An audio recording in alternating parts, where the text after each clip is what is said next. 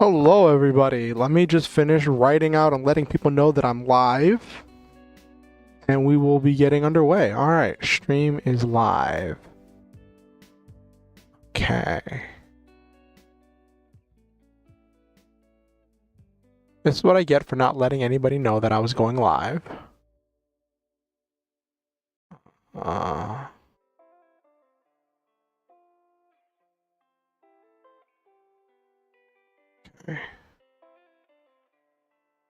But welcome in anybody who wanders in.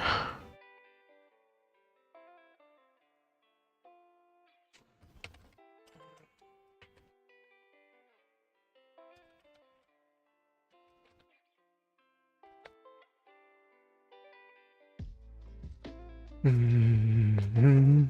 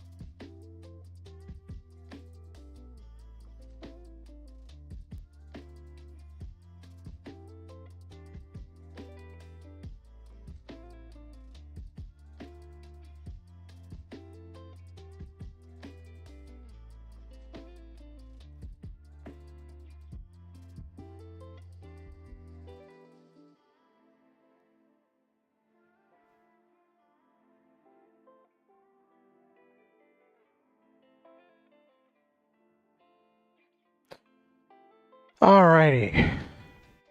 Didn't do enough advertising for this.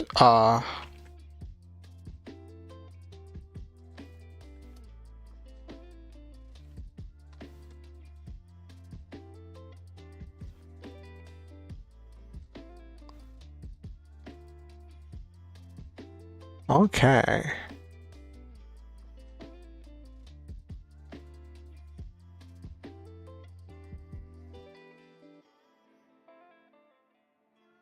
Alright.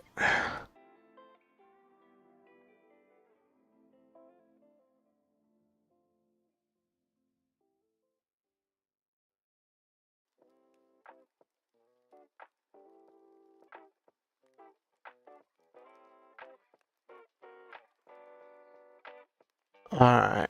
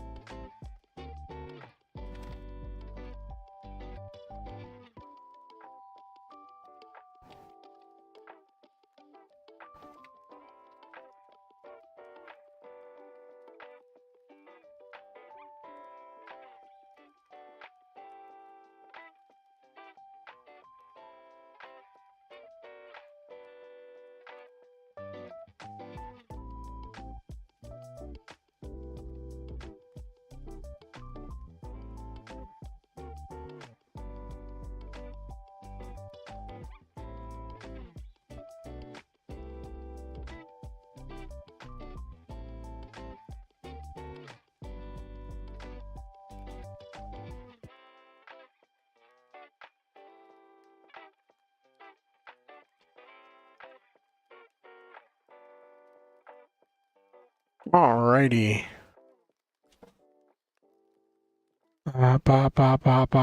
This is what I get for not advertising, and I made the stream so late I don't even know if the notifications went out to let people know that I was live. Alright.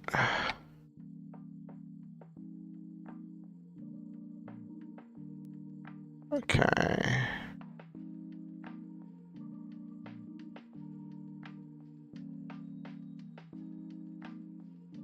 And last one, Blue Sky Social.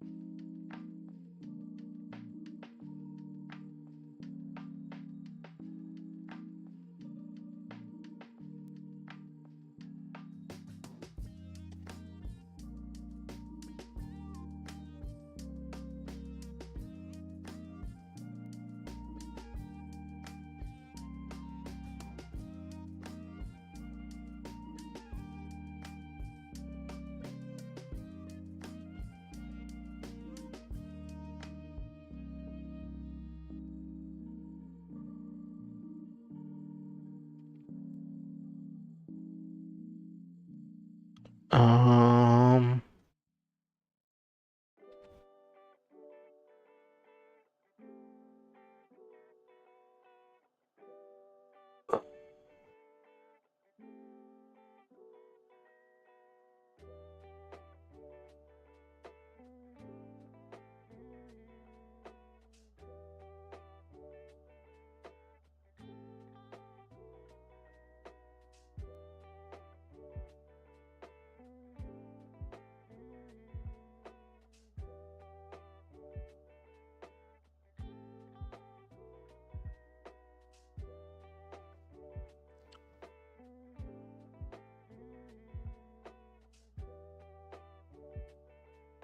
Okay. Okay. Hey, Nabiru. Hello. Good to see you. Good to see you, Nabiru. Alrighty. Hey, Silva. I realize Silva's probably in an ad break, but I don't know if mods get ad breaks. I don't know. That's something to think about.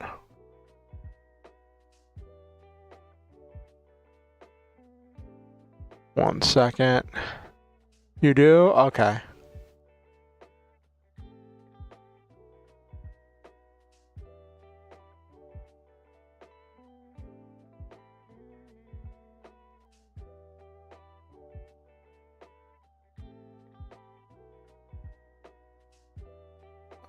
Okay.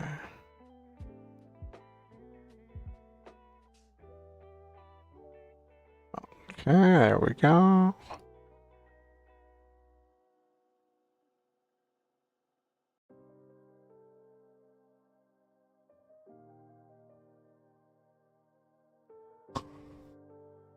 I'm glad the only clocks I have on my computer are my computer and phone, since daylight savings time is still a thing. Yeah. Daylight savings time is really silly. I remember... Alright, let's get into the actual...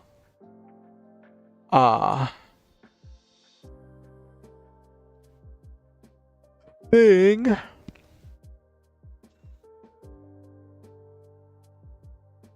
Boop.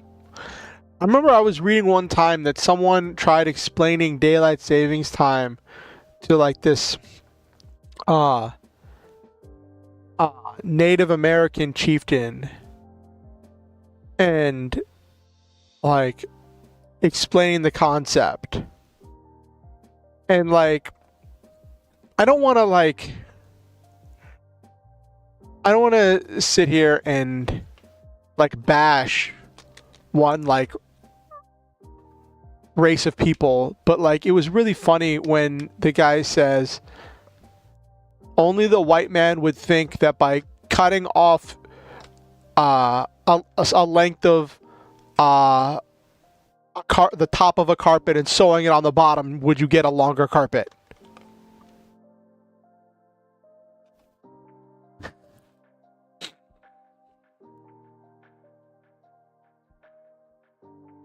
Which I think that's funny. I think that describes a lot of American society. This idea that if you cut off the top, a few inches off the top and sew it onto the bottom, you get a longer carpet, because our so much of our economy works on imaginary numbers and imaginary money that doesn't actually exist, and speculative investing. That like there's this belief that if you like in the pursuit of greater profits, if you take off money from one end, that you won't have to put it back in the other end. And the thing is, corporate America has been doing that over and over again in order to line their own pockets, taking money from one end and not putting it back in the other. And the carpet's been getting shorter and shorter for everybody else.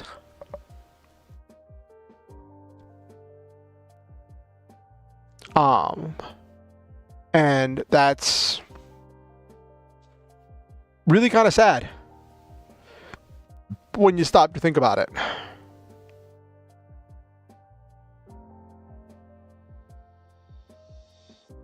No, hold on one second.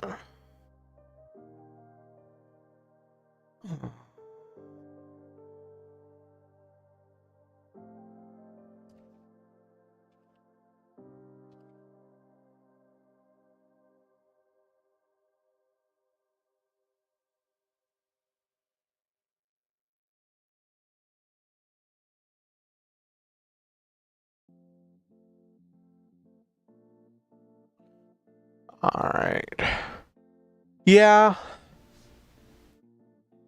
It's a whole thing. Like with the whole process of all the things that are done. Somebody said how did somebody put it? I saw somebody say it in a chat previously. All too often we have to, what was it, cut corners? Hold on, let me check. So I was in a chat and somebody said something really profound. And it's like, it's really great when you see somebody say something really profound.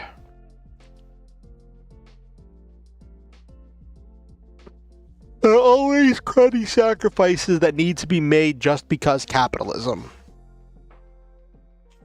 And that defines a lot of the things that happen in American economics. Is everybody keeps having to make all of these sacrifices on the altar of capitalism. And it's just getting too far to the point, right? I saw this post the other day that was like, it was kind of funny, kind of sad, right? Apparently someone made a Steam, I don't know if it was not a wish list, but like a suggested list that was called Go Woke, Go Broke, where they were listing all of these games and listing whether they were woke or not, and telling all the people who subscribe to their list, don't buy these woke games, vote with your wallets, blah, blah, blah, blah, blah, blah.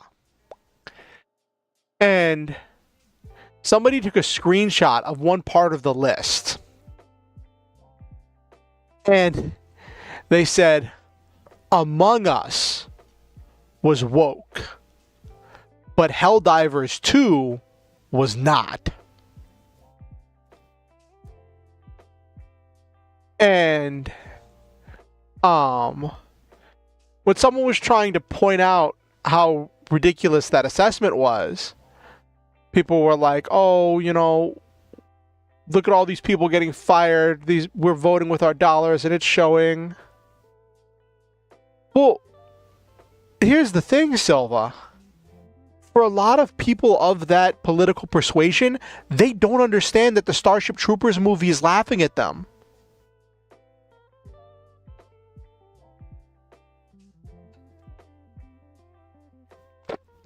Some people are completely immune to like satire.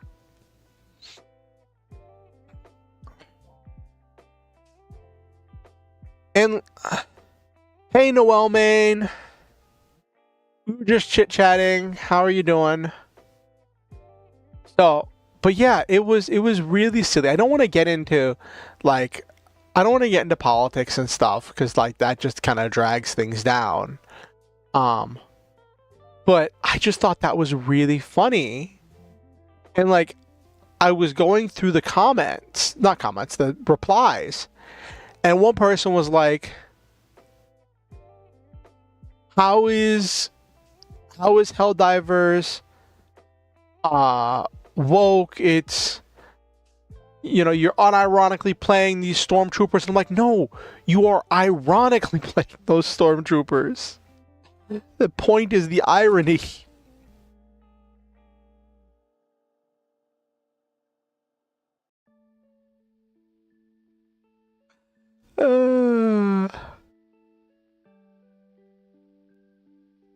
But it was kind of silly. It was honestly kind of silly.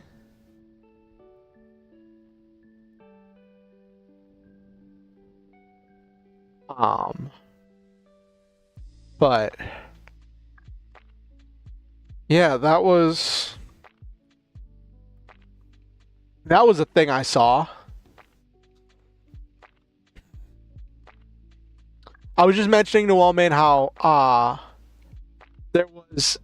saw this post on Twitter where someone was talking about how there's this like suggested list that somebody made of stuff. I think it's on Steam or whatever, that's like sorting all of the games between whether they're woke or not and telling people not to play woke games, right?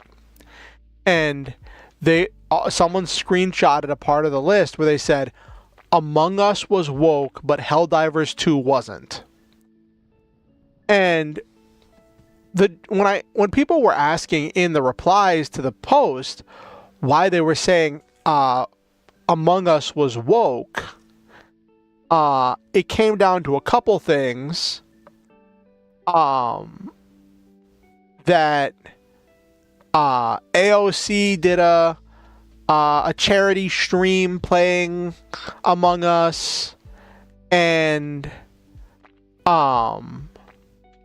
there are in the in-game shop in Among Us, there's like some like pride flags and stuff. And I'm like, okay.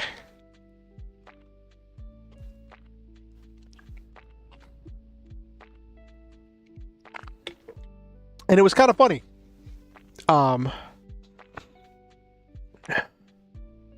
You're riding a wave. That's great. I've been struggling these last few days. Like those bits of laughter were kind of all the laughter I had. I've had a lot of stuff just been stressing out. I told you before that like my hearing got scheduled for my SSI disability stuff. And I've been stressing about that.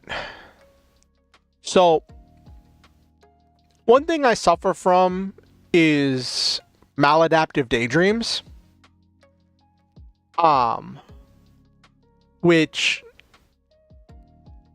the simple explanation of maladaptive daydreams are when there's something in your life that your brain is trying to get away from or can't process or can't deal with, and so it constructs these highly elaborate and detailed daydreams in order for you to get lost in order to avoid the situation that's going on around you.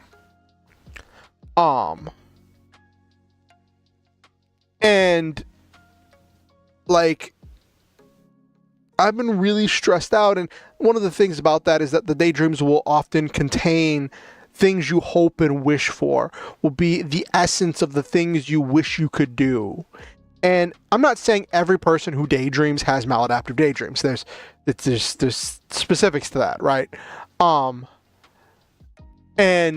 it's something I deal with. And I noticed a lot this past week that, like, as I've been getting, I keep seeing all the ways I really hope this hearing goes, all my fears, all my hopes and fears and dreams and everything. And it's just been a mess, and I've been having weird dreams lately, and just a lot of stress.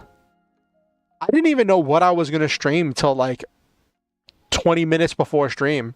I was like, do I do some Armored Core? I haven't done a gaming stream in like 2 weeks, so I could do a gaming stream. I've become really self-conscious about everything. I had to update some like mailing addresses on stuff so I can make sure I keep getting my mail.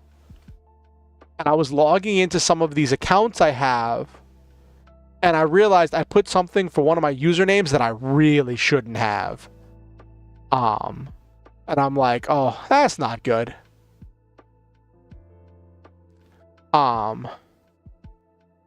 But it's just been a lot of stress. So the whole thing with updating the mailing addresses, whophobia. What is that about?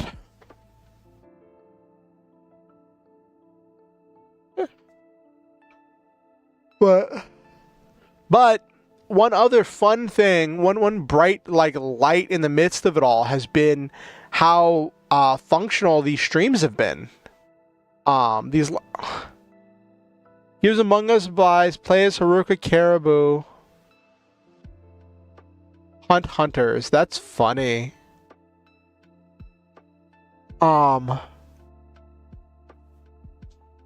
Do you actually play as Haruka, or do you just play as a generic Caribou? Like, is this like a fan game someone made?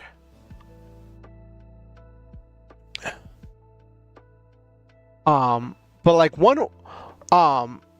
these past 2 weeks, my streams have been doing extremely well for me with like viewers and stuff, and the VODs have been doing really well.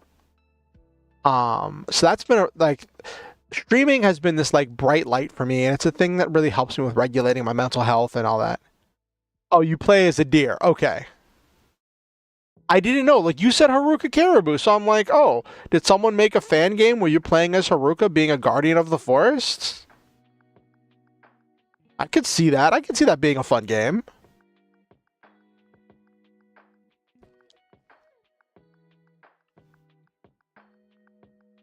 Yeah, it'd be funny if somebody modded it.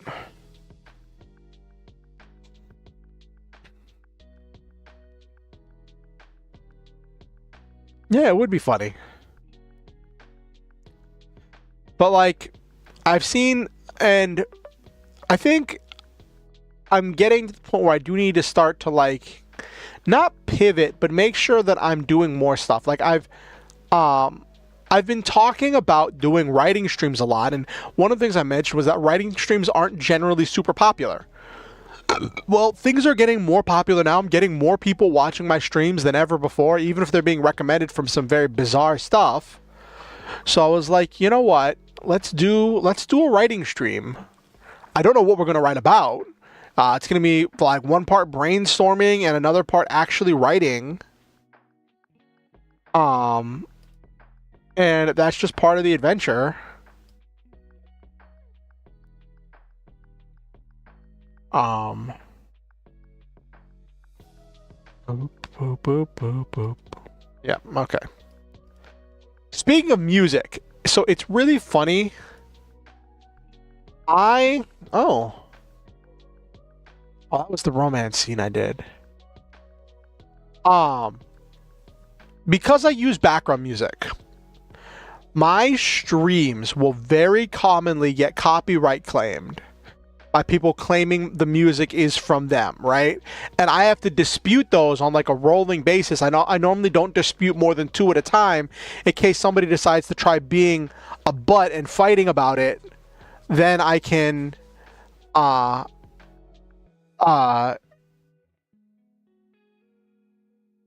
then like it won't like delete my channel or something. And like one of the things with Stream Beats is like they tell you on the Stream Beats website, if you use their streams, your if you get copyright claimed, it's going to be by this, and this company. That's just, I guess they make similar music. And I guess Stream Beats has an agreement with them that like if somebody gets copyright claimed for their music, just dispute it, say in the dispute that it's Stream Beats music, and then after 30 days, the copyright claim will be lifted. So it's like this rolling 30-day thing, right? And then I had one the other day that was a different company, right? And I was like, uh-oh. So I only did one dispute then. I didn't do a second dispute. And it was like a day or 2 later and they responded. Instead of waiting the full 30 days for it to time out, a day or 2 later they responded and released the claim. And I was like, ooh, okay, that's fine.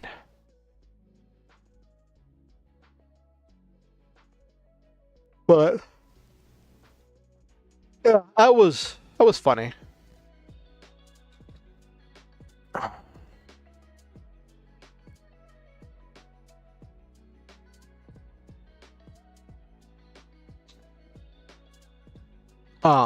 But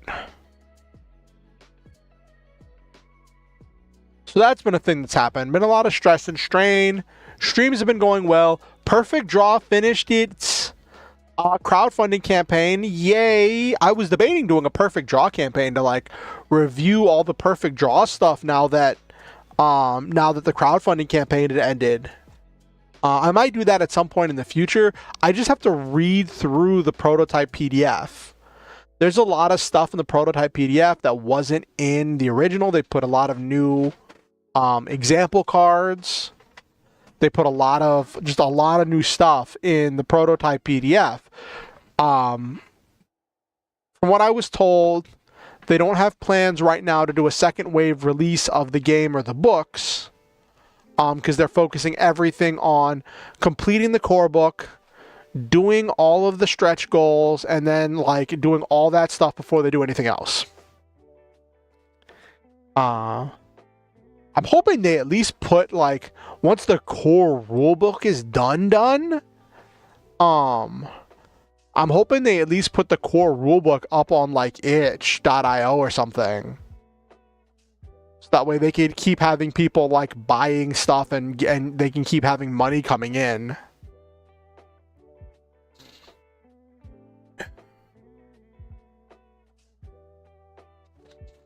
Even if they don't do the print on demand stuff about like getting physical books, even if they're just selling the PDFs, I think that would still be great for them. Because like people are making shows and content for Perfect Draw. Now that the books are out, people are going to be doing stuff for it. More stuff.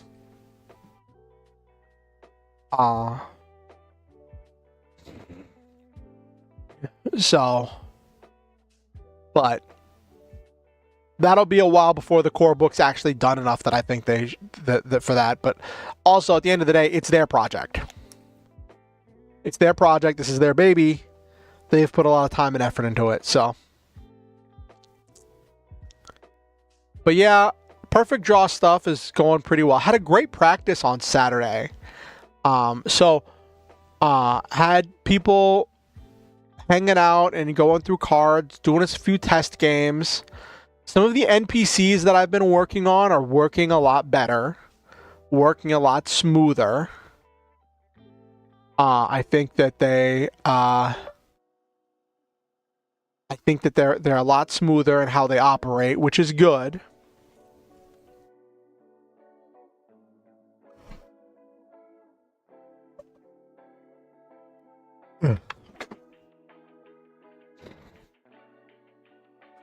Um, the one thing is that like um you, you just there are a lot of ways in perfect draw to lock the player out and hit too hard. And you just I think the most I was talking to someone about perfect draw, right? And they were saying like the thing is with perfect draw, when designing the enemy encounters, you need to design the enemy encounters to be challenging and to provide a challenge for the players, but not so challenging that it puts them in an impossible to win situation.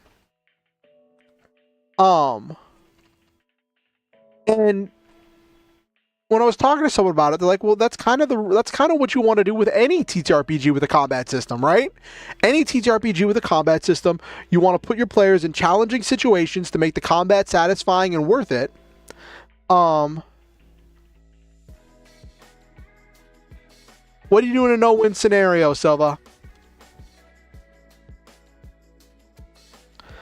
But cheat.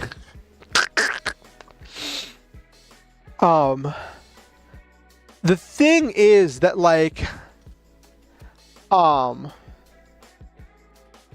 with the almost infinite possibility of perfect draw of the game, right? Of how the game operates and how things work, it's really easy to make no-win situations for your players.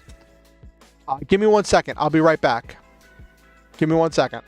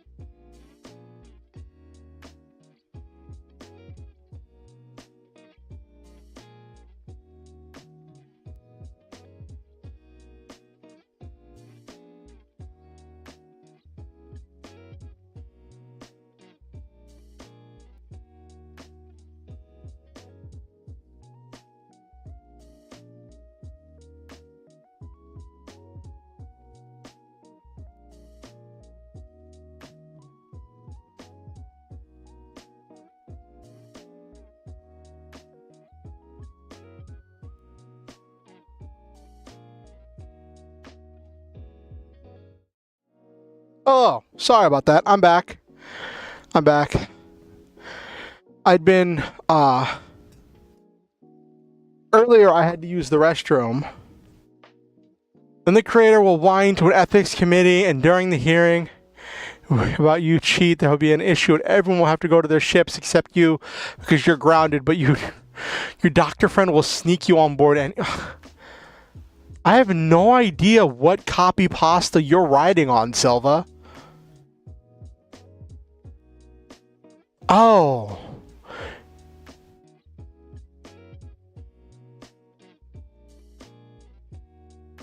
Hey, Jesus. Hello, welcome, welcome. Have you had a chance to take a look at the Perfect Draw prototype PDF yet, Jesus?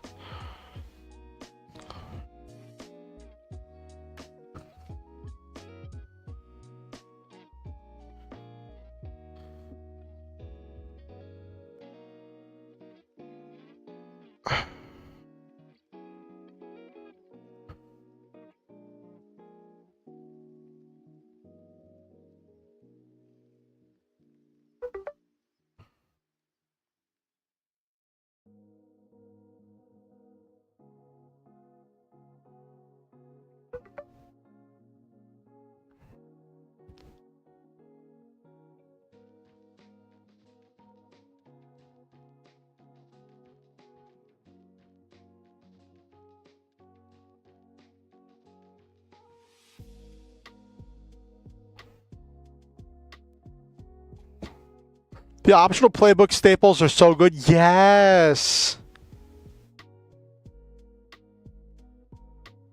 Oh, for Pete's sake. Hold on. Okay, welcome back from the ads.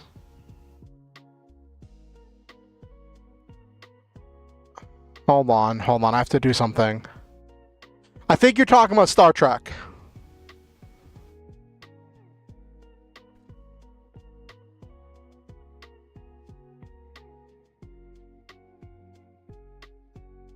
Okay, hold on. I have to do something. First J.J. Abrams film. Okay.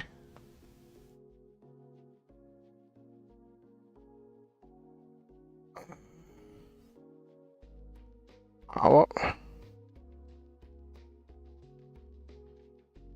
Okay. Hold on one second. 3 of my players are going to be swapping it, and it gave me so many deck ideas. I'm also super happy with some of the pre-made cards. It helps.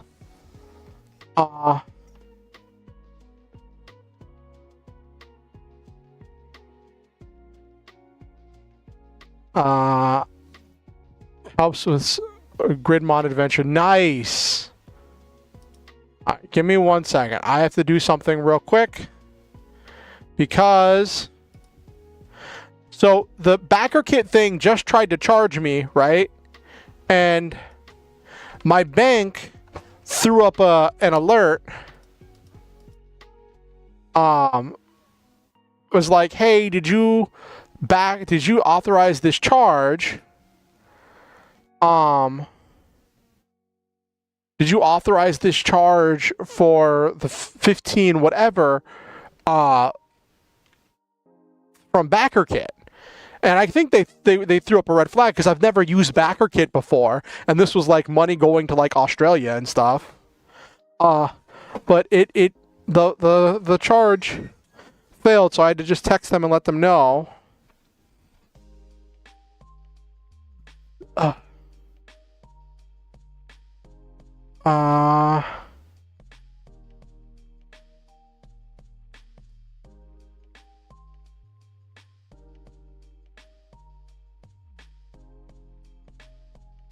all right, looks like I was just charged. Okay.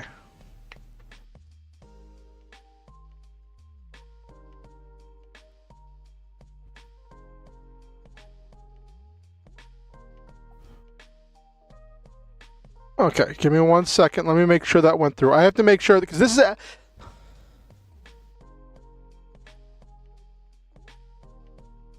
Okay.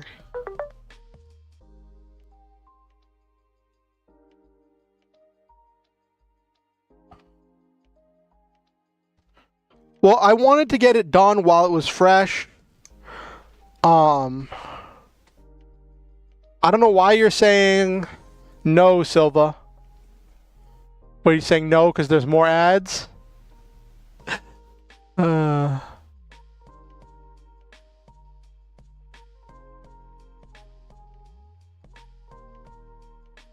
You will not wait? Okay.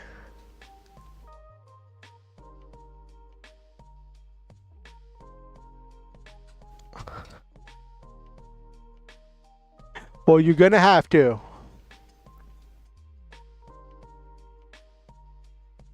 Okay.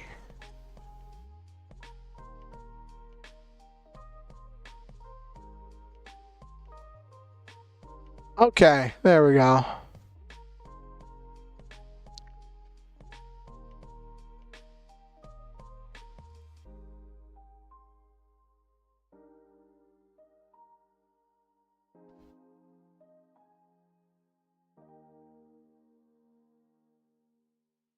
What in the world?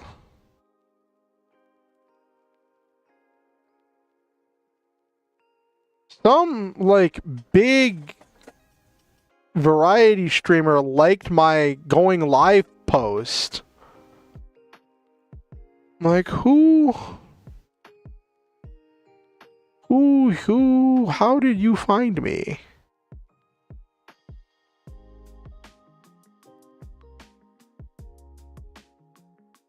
So I did have one last thing to talk about before we get into the actual meat and potatoes of tonight's stream, or seitan and macaroni. So let me bring up the tweet. Ba ba ba ba.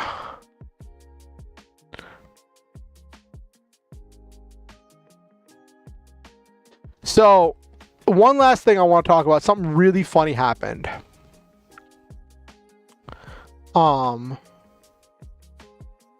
Let's go to...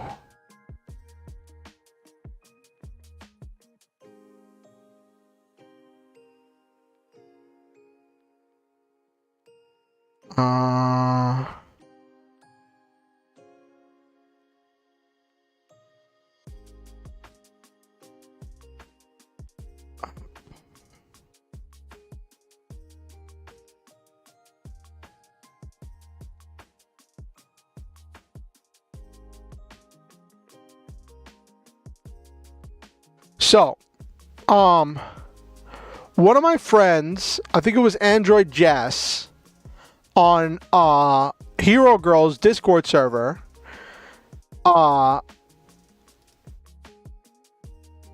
shared this tweet. I was like, actually talking about how Keys and I wasn't the first VTuber. And talking about like how hold on, is this cutting off? This is cutting off too much of the top. Hold on 1 second. 1 second.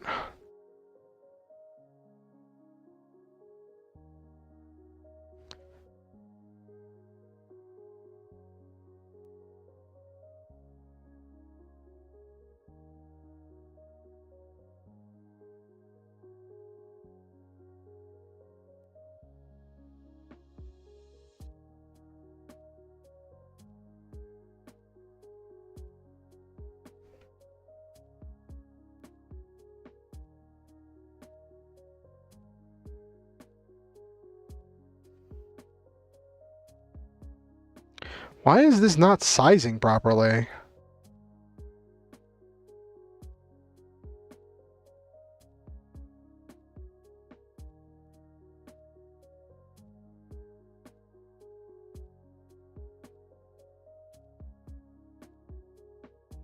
There we go.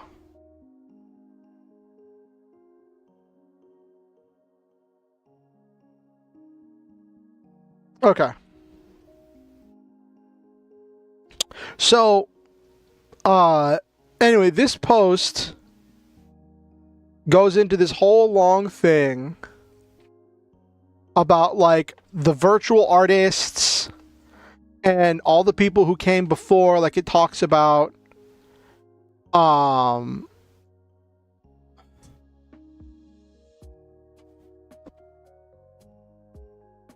there was Supersonico in 2010 for the Nitro Plus YouTube channel, but it was a custom company mascot. Then there was Weatheroid Type A, Irie, who was in 2012 that was reporting the weather. And like in the old days of YouTube, commentary channels used to use PNG versions of themselves. That used to be a thing that like commentary channels and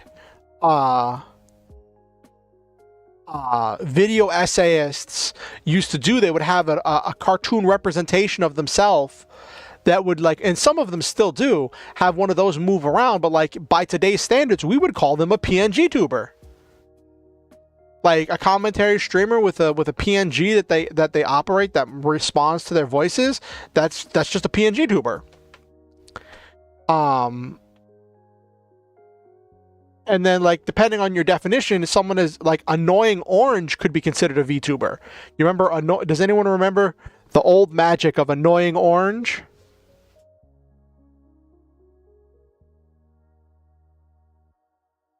And then there was some stuff that Iron Mouse managed to dig up. Yes, PNG tubers are as old as YouTube.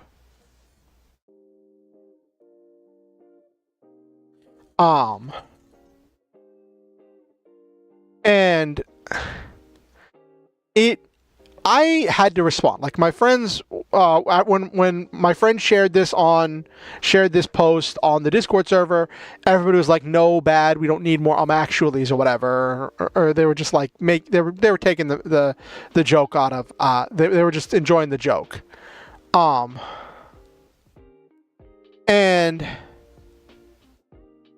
at the end he makes a reference. He's like, I'm sure if some medieval puppeteer arrived in modern day, he might say to himself, I'm a VTuber too. Right? So I had to comment because this one YouTuber I follow had made a post about this. Had not made a post. Had talked about this during one of her streams. And I said, I saw someone say that VTuber is just the latest iteration of a long tradition that started with ancient Egyptian priests who gave prophecies through figurines and puppets. And I didn't expect Mary to respond because Mary's like big, I was just random person responding. Yes, long ago when the pyramids are still young. And so, but Mary responded and was like, ancient Egyptian VTubers? And I just said, I don't know the whole thing, but I tagged my friend, the person who had gone through the explanation of it, and said she might be able to explain it better than I could. So then she responds to this thing. Gaston Maspero, lived from 1846 to 1916, tells of Egyptian-speaking statues, images of deities made of painted wood with jointed limbs, and voices operated by temple priests. They responded to questions and sometimes made lengthy speeches. We carry on the ancient ways. And Mary was like, oh, that's interesting. And of course, she followed up with this last thing saying, are the shadow puppeteers of Thai temples and wicked deceivers of Plato's allegory of the cave the first live 2D artists. In this essay, I will. And Mary was like, you kid, but I wish you'd complete that essay. I think the earliest PNG tubers I saw was DTuber Grade, and the people who reviewed anime, some had custom avatars. Yeah, I could definitely see that, Nabaru. And someone, they were interesting seeing people's response. Yeah, that would be a great essay talking about the history of like shadow puppeteers. Someone mentioned that like they believe that like the Asian shadow puppets are absolutely an ancient form of VTubing, right? And somebody else responded to one of my things that was like, so you're saying VTubing is a glorified puppet show? And I'm like, I think in a sense that fits. Our models are essentially virtual puppets that we move in different ways to tell our own unique stories and interact with chat and give our own commentary and ideas. And I think in some respect, VTubing is an extension of puppeteering in its own way. It's an extension of performance.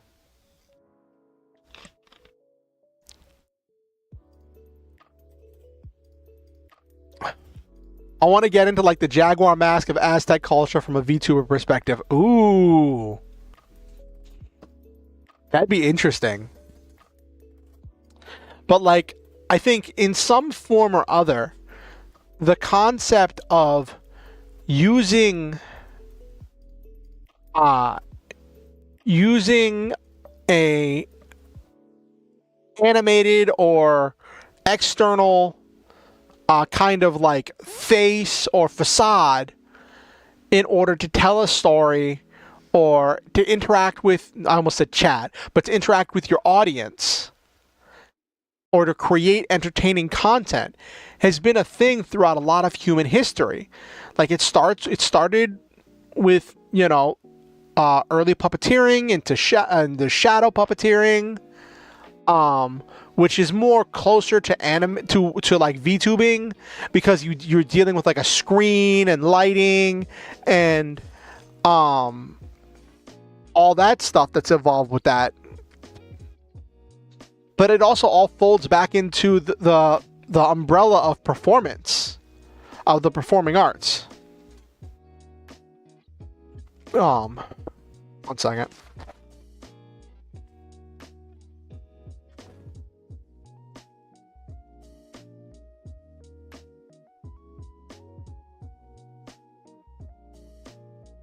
So this was my not quite claim to fame, but it was really funny because like it got.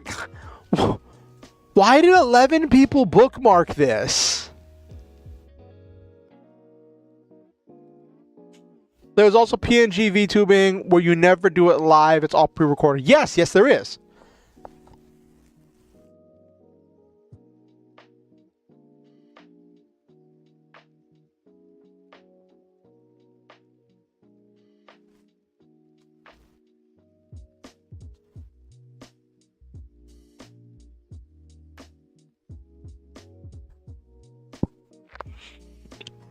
Yeah, and so like people, I've been getting notifications as people have been liking and responding and stuff. I didn't know people were bookmarking it. I find it funny that people were bookmarking this discussion.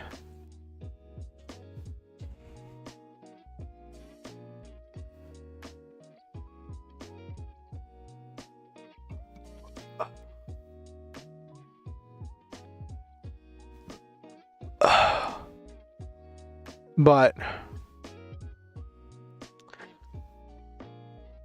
yeah, they're trying to. Well, I mean, it's a shame that like I think Manicula is very well informed, and I think she could totally do a really great essay / TED talk on the cultural significance of VTubing and the traditions that we carry on of entertainment and the performing arts. I think there's definitely something to be said for that. of the performing arts.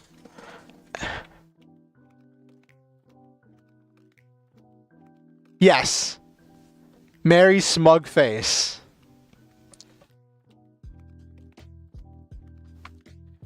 Apparently the big yellow hand and the eyes, I think, are a toggle on Mary's model.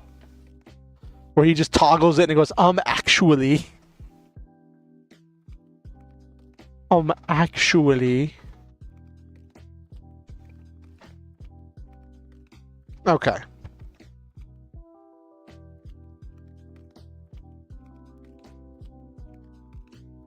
Saw this great video essay on the history of superheroes, and they analyzed through the lens of it being an evolution of the golem myth. Ooh, I love that. R plus ratio plus get pyramid. Oh goodness, Noel, man. I have a deep connection with the golem myth. Personally, like I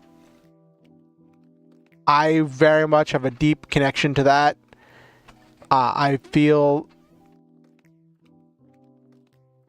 I'm very interested in that myth. It was very, hearing a version of that myth that I heard when I was younger was very influential in a lot of like forming my identity and personality.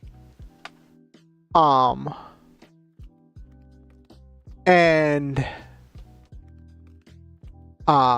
it's just really cool, and I love golems.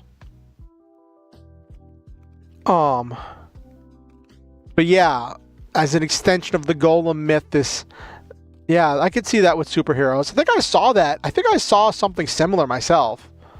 I remember I read something that compared the old black and white golem movie to like modern day superhero movies and looked at the story structure and looked at like the character and the story structure and how everything panned out and what happened and in that movie, and compared it to modern day superhero movies, which was really interesting.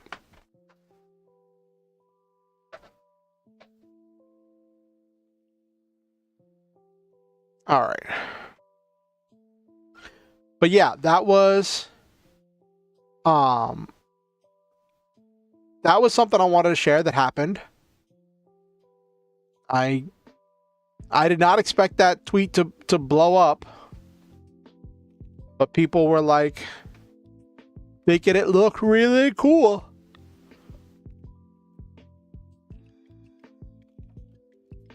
And I think there's a history to our performing art.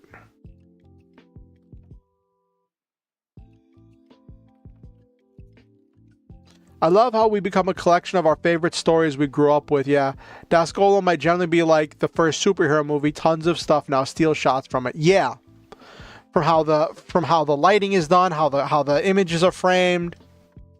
Yeah, I loved watching that movie. And so, okay, funny story. One of my friends was telling me about that kind of a thing of superhero stuff through the lens of the golem. Yeah, there's nothing wrong with that, Nabiru. And I was like, oh, that'd be interesting. I wonder if it's around. And my friend sent me a link to where the Golem black and white movie is on YouTube. And I was like, oh, that's so cool. And I watched it, and it was a silent movie, right? And it was very interesting. And then like after, yes, holding up the fallen roof. Yes, it has. Absolutely. I watched the Golem with as a silent movie, and it wasn't until afterwards that I found out that there was a more complete version. Well, it wasn't more complete. It had the same number of scenes because some scenes were lost to time, but there was a re-release that has all the footage and has a musical score. It doesn't have like words. Yeah, use it if it works. Exactly.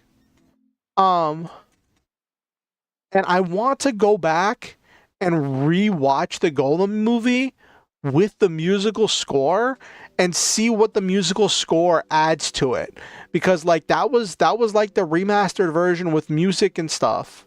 So like I want to go back and rewatch that. It's on my list. I just haven't had the wherewithal to go and do it, you know? Anyway, it is 9:30. Yes. The first movie in the series was lost to time, and all we have is the second movie. Which is kind of sad, because I would have liked to see the first movie. The second movie is really good. The second movie is really good.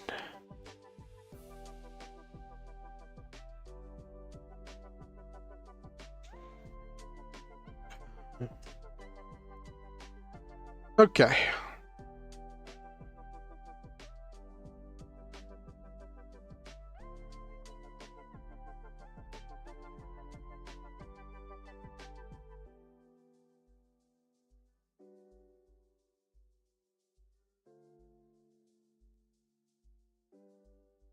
All right, let's get down to actually writing. Now, one thing I will say, I'm gonna do some brainstorming, then I'll do actual writing. Yes, food mechs. Imagine some lost movies are still out there on old VHSs in someone's attic or basement. I'd imagine so. So, Jesus, and anyone who doesn't know, a while back, I felt like my greatest weakness as a writer was I had trouble writing action scenes. I could get lost in dialogue, I could get lost in exposition, but action sequences where things are happening, where you're doing show not tell, where you're actually delving into the heart-pounding action of a story, I had a lot of trouble writing those action sequences. And I love giant robots. I love mechs. A lot of my stories feature giant robots, and I wanted to work on some of the specifics of writing. How I work on the specifics of writing action sequences. But the problem was, and the problem I was running into was that like I needed a story, I needed a world, I needed things to have be happening, right? Because like an action scene should be the culmination of like situations, ideals. It should have meaning more than just the action, right? And that's what's going to give it a point than just blind someone punching, someone shooting, right? Especially in a mech series, because mech series traditionally will feature a lot of political intrigue and some geopolitics and some chaos and drama and character stories. Some of the best mech stories are as much about the pilots as they are about the giant robots. I would love to hear how you learned to write an action scene, Jesus, because it is something I've struggled with. But so since I needed a world, I started coming up with this very simplistic world. And every iteration that I have, every story that I have written in this world, I have expanded the lore slightly. Yes, chicks dig giant robots. Giant robots are amazing. They make everything better.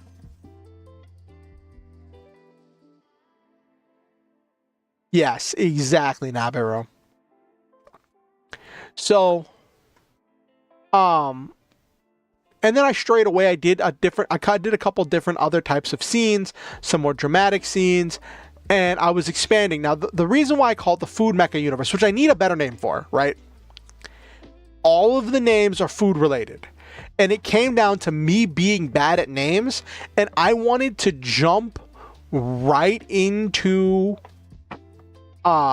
writing the action sequences without having to stop to think up names. I know it's silly, and it might be a little lazy, but that was what I did with it. And so I just built a story around it, right? Basic story is There are these two great nations on this planet. There is the Veggie Republic and the Meat Empire, and they are opposed to each other politically, right? Their political systems and economic systems are opposed to each other.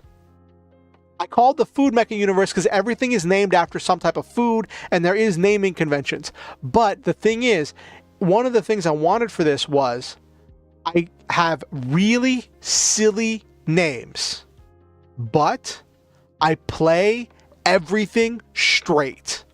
Everything is played straight as an arrow. And the mechs don't actually contain food. They're not actually made of food, which is why I'm like, I probably need a better name. Like, it's the original idea, the concept was this expanded thing of it's one of those things that started small and then spiraled into something bigger the more I did it, right? Originally, the first concept of the world was a conflict between vegans/vegetarians and carnivores, meat eaters, right? Which is where the Veggie Republic and Veggie Republic, Meat Empire. But then I spiraled the names up into more specific things, and I assigned political ideologies that were completely separate from the ideas of veganism and paleo or keto or any of that meat eater stuff. So like after the initial premise gave me the naming conventions, the ideas were divorced from each other. And I want to clarify, I am not saying I believe vegans believe in one political ideology over another. And I'm not saying that meat eaters believe in one political ideology over another. It started as an extrapolation and then just kind of spun onto its own thing. Anyone who's done like any serious writing can tell you sometimes the stories take on a life of their own, and sometimes you just don't really have control over where it goes. So, and a lot of the things happen because of just convenience. So for the original stories, I wanted to test writing a group of lower tier mechs versus one like super robot or one or two like really powerful, much more advanced machines, in order to demonstrate, in order to practice this idea of a small group who was more focused on survival than winning, right? This small group of normal, weak grunt style units versus one ace unit. So then with that being my initial goal, I spun that up into saying that the Meat Empire has advanced mech technology. They have energy weapons. Their mechs can fly, and they have all this stuff, right? And the Meat Empire has all this advanced technology, but they don't have his land. And they invade the Veggie Republic, and the Meat Empire is an empire, so it has an emperor, right? But it's hyper individualistic, and the Meat Empire is all about individual freedoms and individual rights, or at least that's what the people believe it's all about. But in practice, their government manipulates and uses propaganda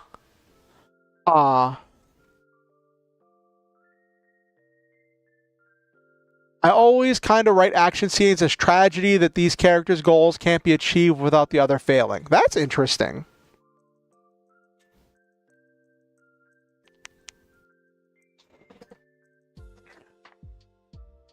And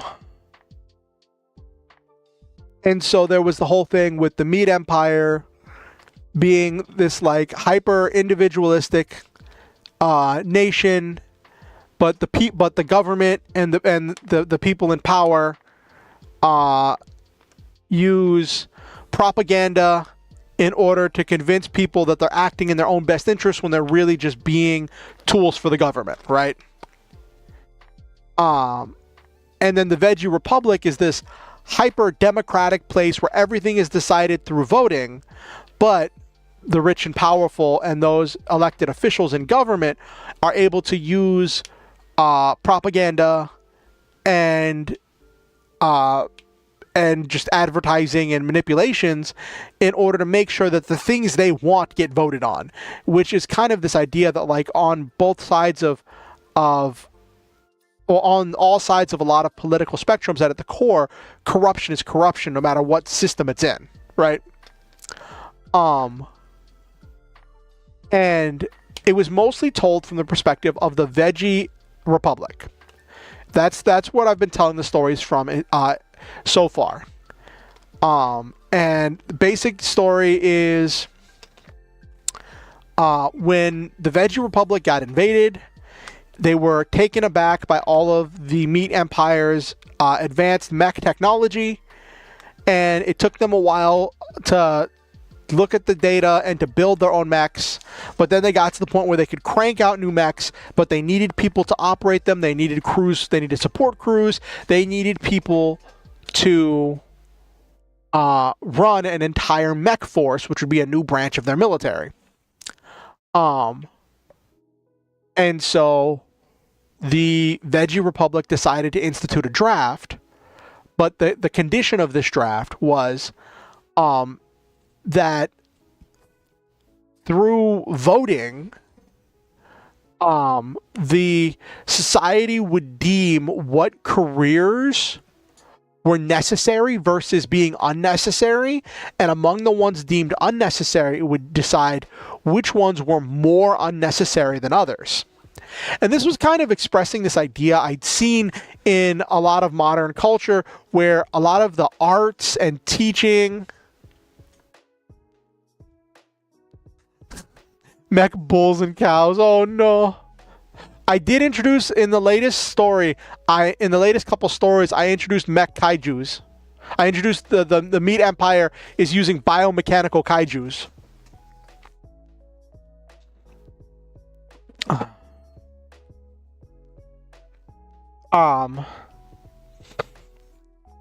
And so, the Veggie Republic has this hyper-collectivist culture, where they are ingrained in their culture from the beginning to make sacrifices for the sake of everybody, right? So, yeah, there have been a bull mech in a few shows. Bull mechs are cool. And so what happened was the Veggie Republic voted that certain jobs were deemed unnecessary, and all people in those career fields were forcibly drafted into the mech force, and they were assigned positions of varying degrees of lethality and danger based on how unnecessary their job was rated as. So it creates this tragedy where these people have been rejected by the culture that they've made so many sacrifices for, right? And it was trying to express this idea that I'd seen where a lot of these really necessary and important careers, such as the arts, education, STEM fields, a lot of these very necessary and important jobs and roles are being underpaid and undervalued in society. So I kind of let that reflect into my writing, where those were the jobs, those were the careers that these people had. And when they enter the mech force, they're given a code name based on what unit they're assigned to. Every government is a rigged system made of corrupt politicians and industry overlords. It's all about absolute power and control over people and resources. That's the name of the game, right? That's the name of the game. I definitely can see that, Noel, man. And so, the whole thing is they give up everything, including their names, when they join the mech force. They're given a code name, and they're not to be called by their old name. They're given a new identity, as someone fighting in the mech force. And the mechs are called proteins, and all the mechs are named after some type of vegetable protein, whether it be beans, tempeh, seitan. So that's what the mechs are named for. The operators are split into units, into platoons. And there are platoons for each vegetable, and then each platoon is numbered 1 through 4, or more if it's a larger group, if it's a larger squad. And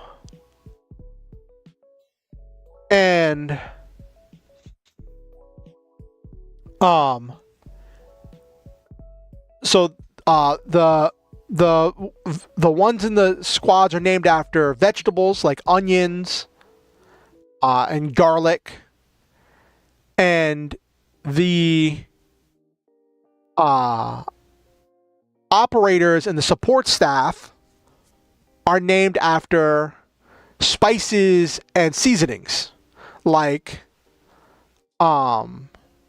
paprika, pepper, salt.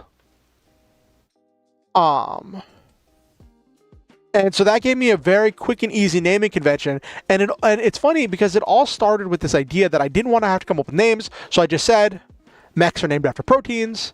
Operators are named after vegetables. Pilots are named after vegetables. The operators and support staff are named after seasonings. Simple. And then I let that spiral to its natural conclusion and was like, okay, why would they only answer that? What does that mean for these characters? Lemon Pepper 3 reporting in exactly, Jesus. And my first few stories dealt with different groups dealing with different situations as I was writing them, and I had fun with those characters. And then I happened upon one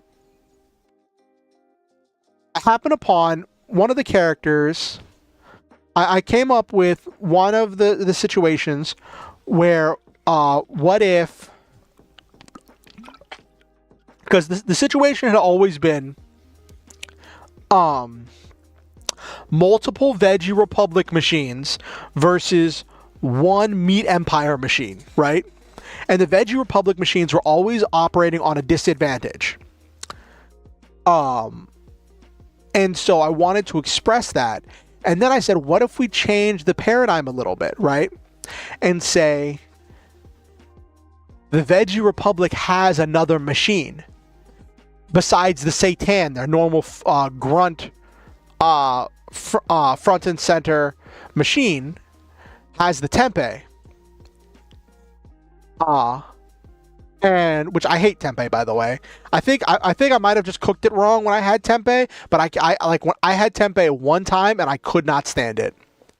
But so there's the tempeh, and the tempeh is an attempt to take the designs and the data gained from the Meat Empire's machines and not just try to duplicate it, but try to improve upon it. So then this is straight up a super robot with as a kid, I named all my characters as numbers with the idea that they were science experiments. This is such a mood, right? Loss of identity, yes. Yes, does so many things for character development. So I said, okay, so we've got the tempeh that's supposed to be a super robot that's got like powerful super attacks and all that stuff, right? Now let me bring up the notes I had for that.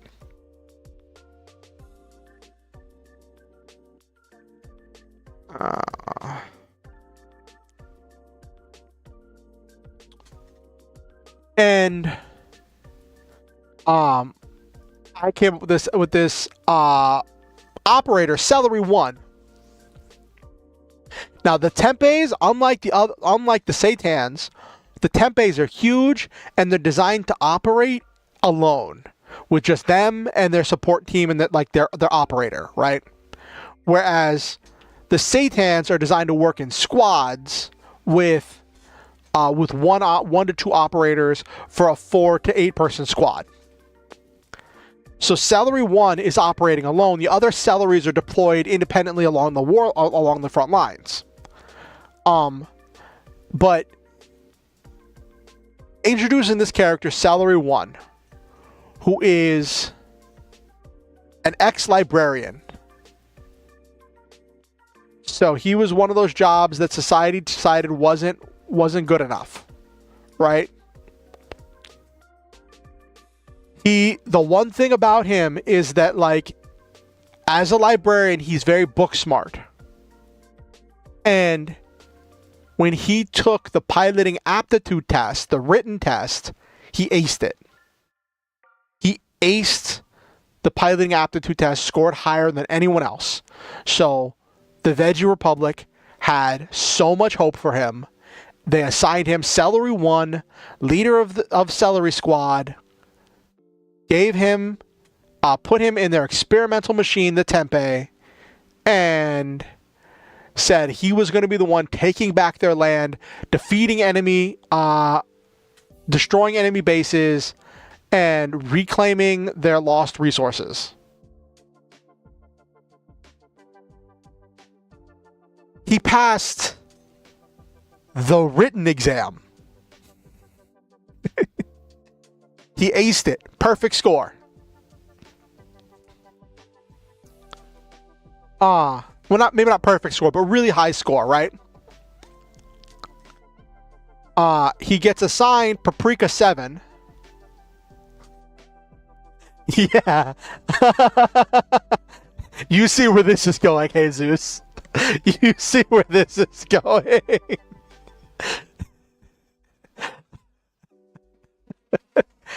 He was a librarian. He's very book smart. He's very well read. They didn't have time to they didn't have time to develop practical tests for all this new technology, so they were sorting everyone based on written tests and doing practical tests in the field. He was assigned the operator Paprika 7, who was a dental assistant, who was deemed more useful, less expendable, so she's given an operator position, and she was promised via her contacts and resources and all of that she was going to be doing important work. She was going to be saving lives. She was going to be organizing and managing operations, the irregular at Veggie High School. Oh no.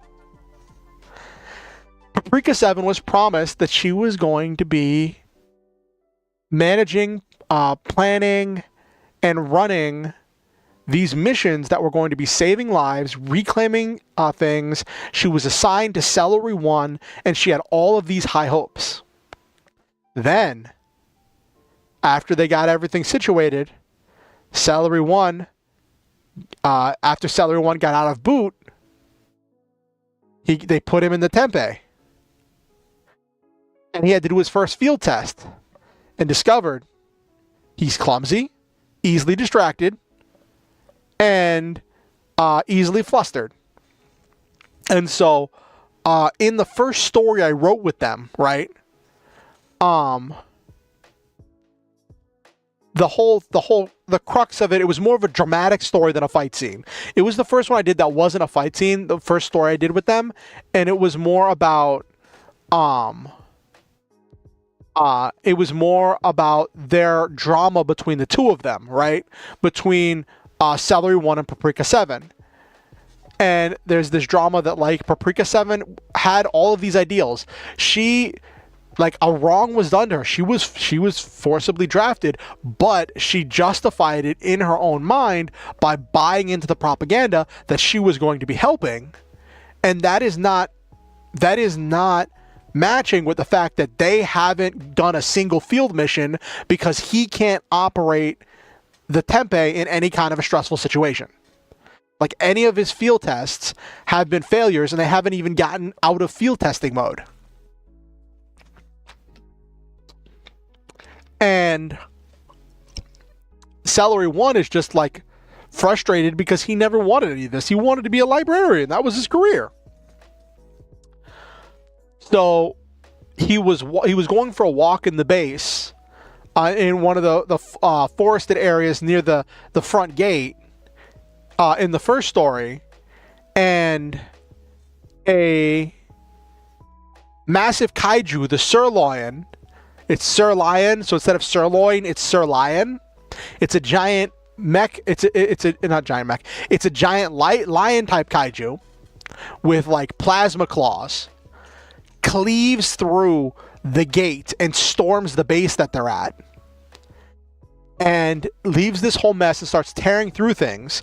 And the Satans and other regular mechs can't do anything against it. They're barely surviving, trying to survive it, but they can't stop it. And so, what I loved was the scene where Celery One looks out the smashed gate.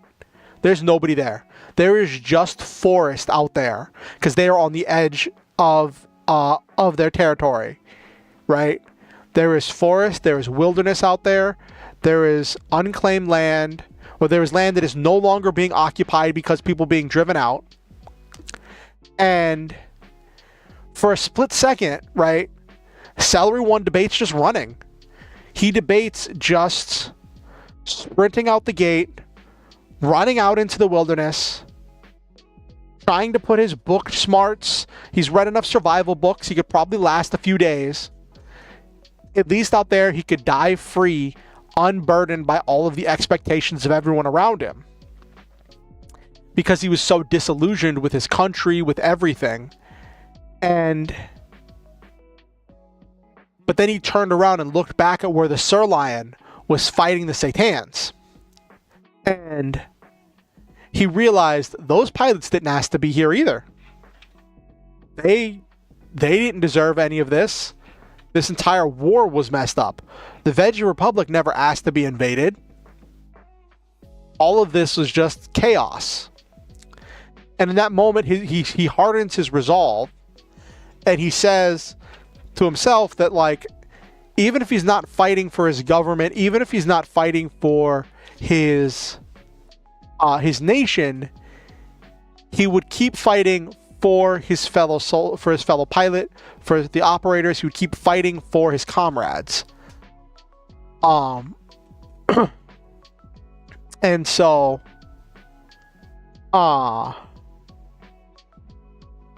he turns around and runs through the fray, running through all the destruction to run back to the hangar where the Tempeh is stored.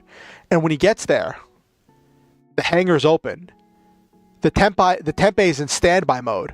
When he gets suited up and runs up the catwalk, he sees Paprika 7 is inside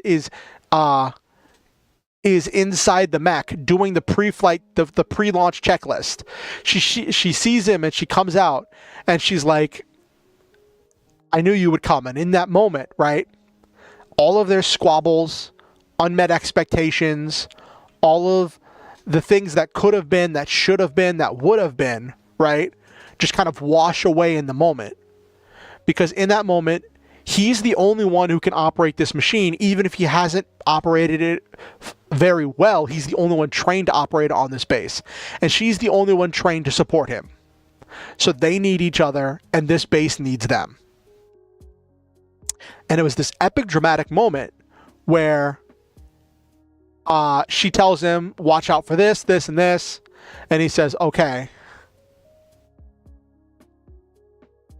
Yeah, Paprika 7's his operator. His support staff.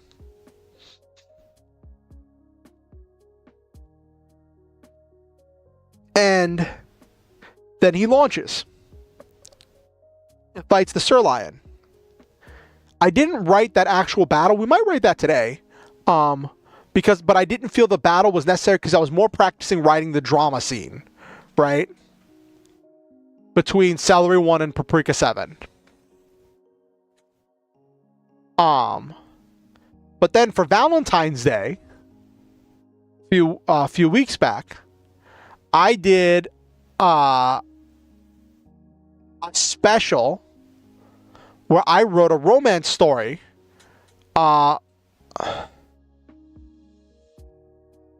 What would make the scene better, Jesus?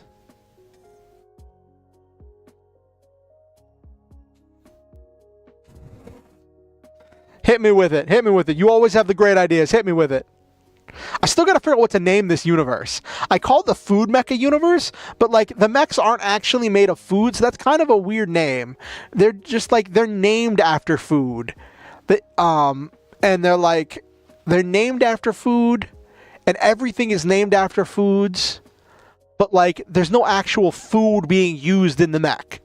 Like this isn't like fighting foodons or anything. So I need a better name. You're right. I don't need to name it. It just makes it easier to describe.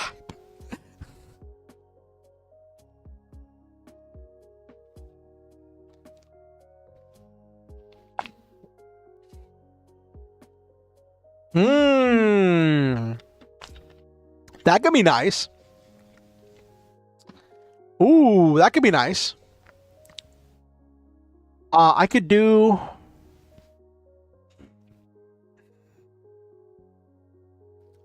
I haven't done a single chapter from the perspective of the Meat Empire yet. I've done very little fleshing out of the Meat Empire. I've kind of fleshed out the Meat Empire as needed to have them being the antagonists in the story, right?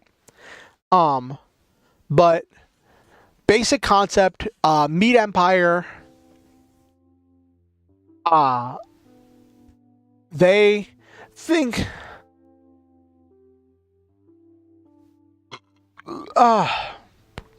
that's true, Nabiru. Alright.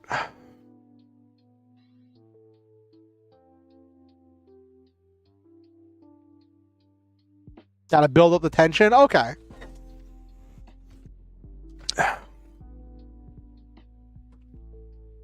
Meat Empire chapter. Okay. What did I call their mechs?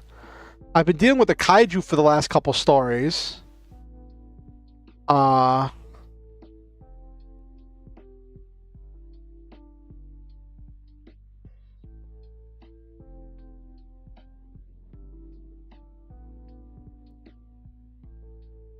First was Onion Platoon.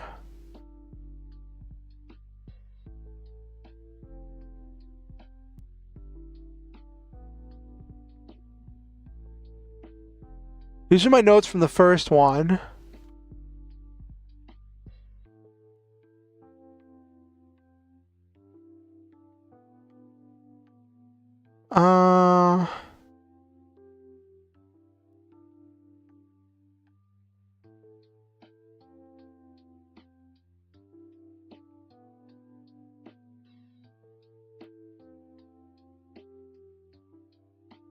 Gotta build up the tension. That's true. I think I called it beefsteak.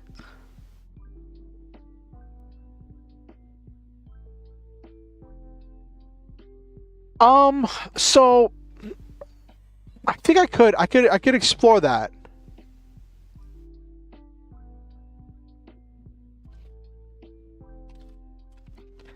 Hyper in.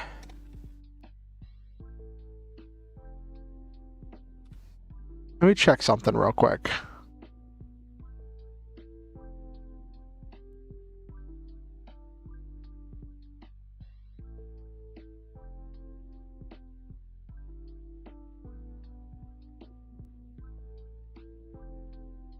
Beefsteak, that's what I called their flying mechs, the beefsteaks.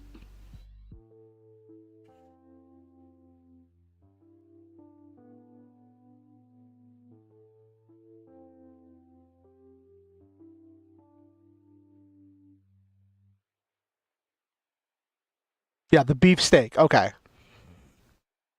Okay.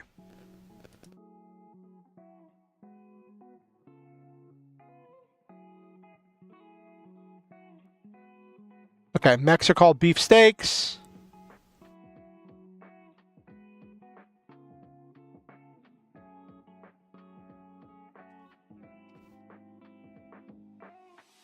Readers usually follow the main, and so their enemies, the cliche villains, are just enemies that think they're in the right or just following orders. Well, one of the themes I wanted for this world was that neither neither side is intrinsically neither side has like the moral high ground over the other, right? They both are filled with corruption and rich and powerful people manipulating the people below them. The only difference is the way in which those powerful people manipulate them, right? In the meat empire, it is through propaganda emphasizing personal freedoms and exercising your rights and standing up for your nation. This hyper nationalistic thing about like, I stand for my country and all this other stuff, right? Whereas in the Veggie Republic, they use a more collectivist ideal where you say you stand for the people, you stand for each other. And by manipulating the people, saying you're doing what's best for the common good, that's how the Veggie Republic manipulates people. And it goes so far, this is going to sound really silly, but like,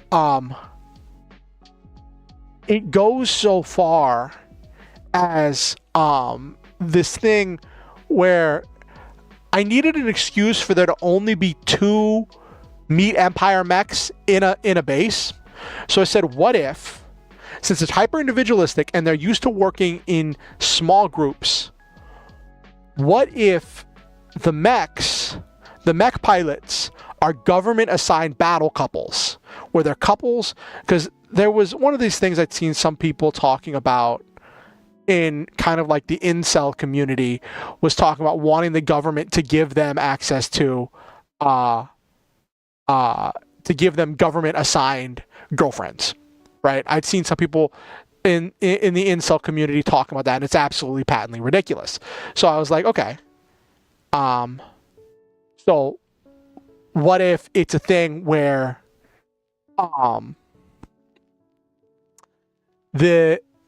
we take that and exaggerate it, right? And we have these 2 pilots that are trained and indoctrinated to care for each other as much as they care for themselves, and to think of it where it's the 2 of them against the world, and to fight fiercely to protect each other. And where they go in pairs of 2s, then they only have to maintain 2 mechs per base, and these 2 mechs can cover a wide area, so then they can have a large area of effect because of the flight capabilities of their mechs, with a very small number of population.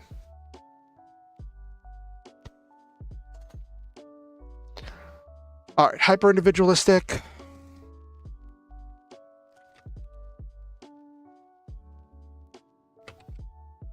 That's not the button I wanted. Okay. Yes, I read a lot of Animorphs as a kid.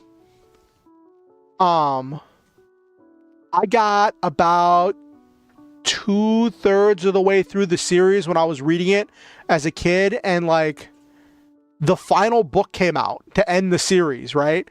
And because I was behind, I wasn't reading it as it came out, I was behind it, and I remember there was this big hullabaloo about the final book coming out, right? And I was like, I really want to read it. I want to read it. I think I know enough to get what's happening. I want to read it. So I think I got it from the library. It was either the library or I bought it, and I read the final book. And it was so heart-wrenching, so intense, so emotional. It was kind of not fully earned because I hadn't read all the way there.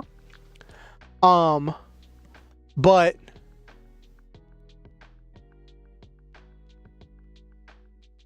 the final arc, oh geez, now I need to go back and finish it. I never finished reading it. After I read the final book, I ended up like, I was so emotionally finished with the series after reading the final book that I didn't go back and finish reading the series.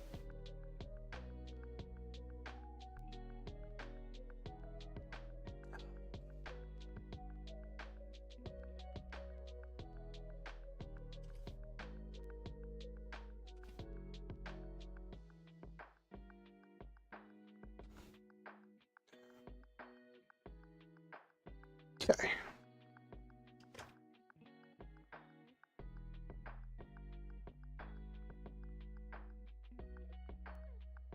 Government uses propaganda.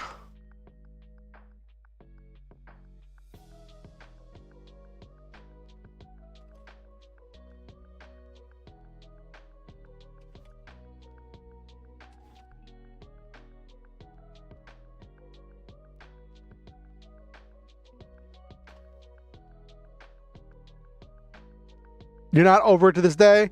All right, maybe I'll go back and finish them.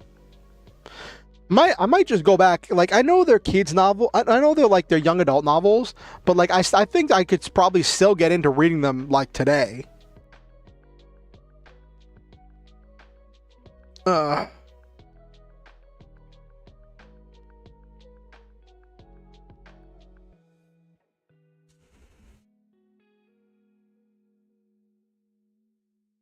what I did read of that story was deep and emotional and intense. I think reading Animorphs as much as I did as a kid was a big part of like what led to like my affinity for like war stories. And the kind of the deep stories they tell.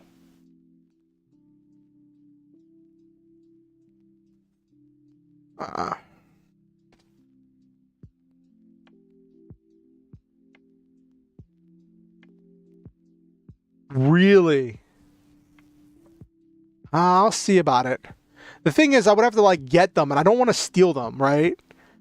Uh, if I get them, I'd want to like buy them, and like that's money I don't super have. You know what I mean? Uh,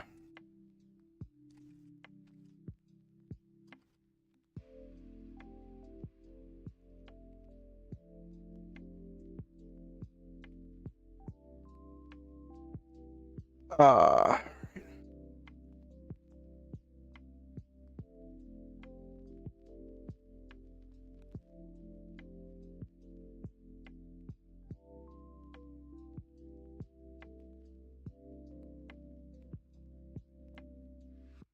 yeah, I think Animorphs partially define part of my personality too.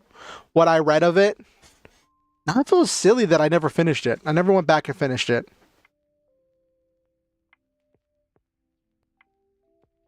Um, I read some of the side books, and that just like wrapped me up in it all.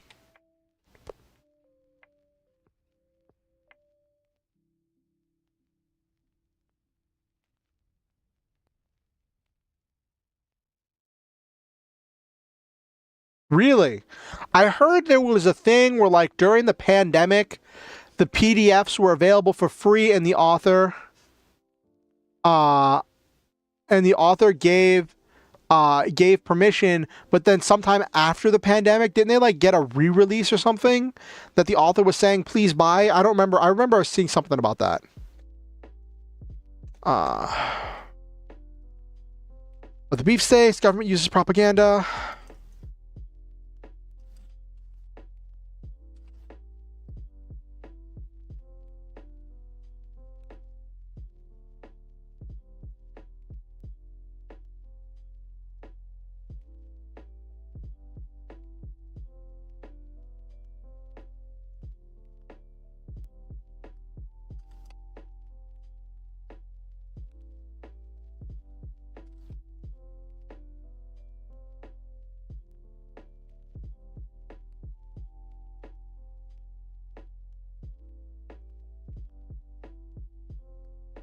Okay, they're getting a graphic novel release. Oh, that's so cool. Meat Empire weaponizes this love.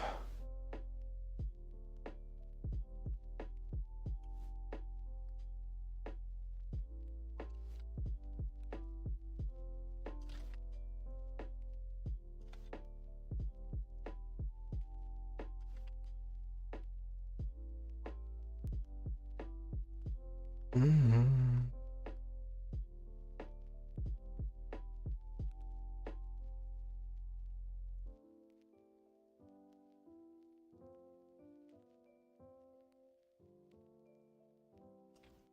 Let's actually go into why the Meat Empire is invading.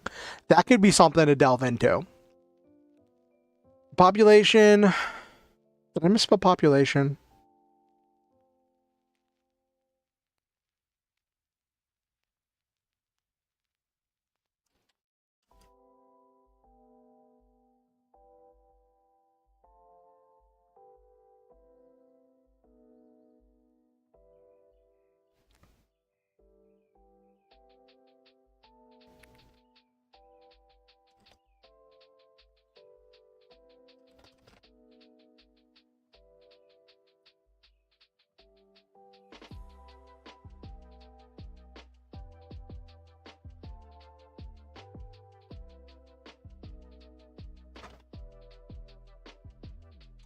So let's say they tried to make a deal with the Veggie Republic to trade some of their technology for some land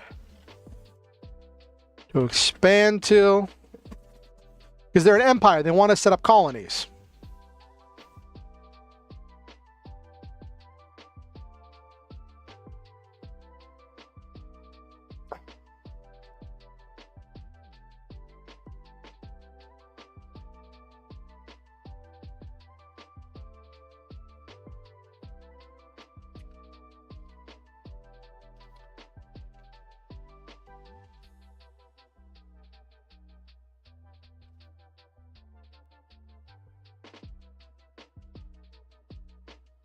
Meet Empire. Do you remember that really bad Animorphs live action show? I think it was on like Nickelodeon or something. It was done with the bad CGI they had back then.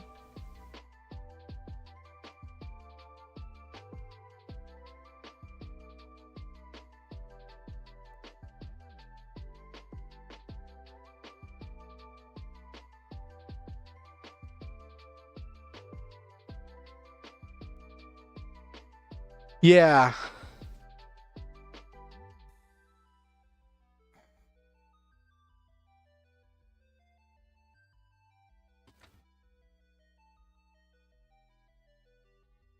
What was that cool idea, Jesus?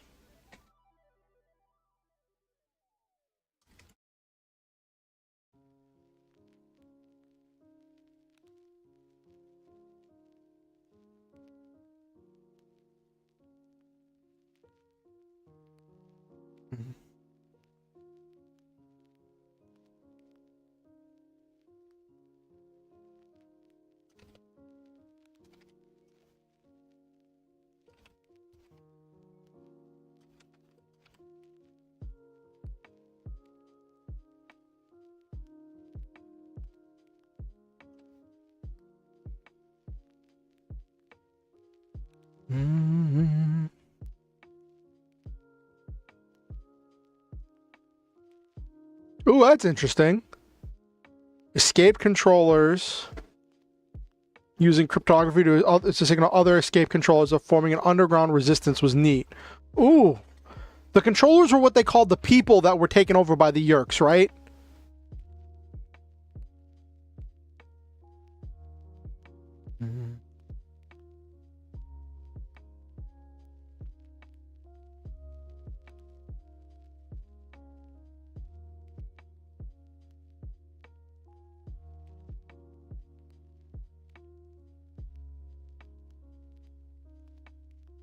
Rejected the proposed trade.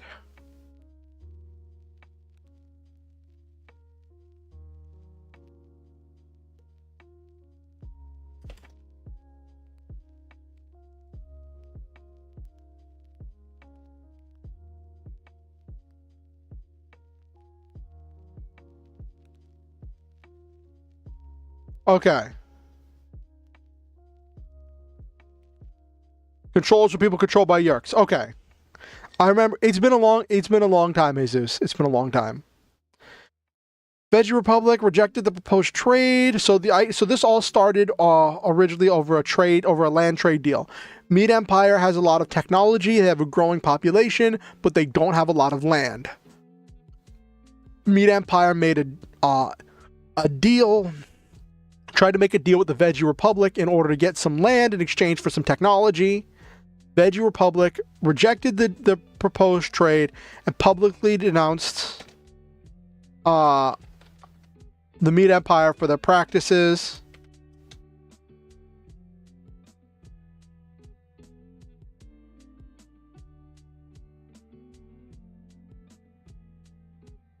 And called for them to release their holdings in the rest of the world. Okay.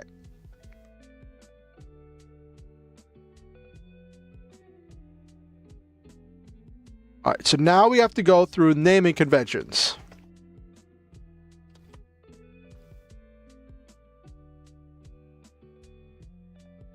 The old memories, Nabiru.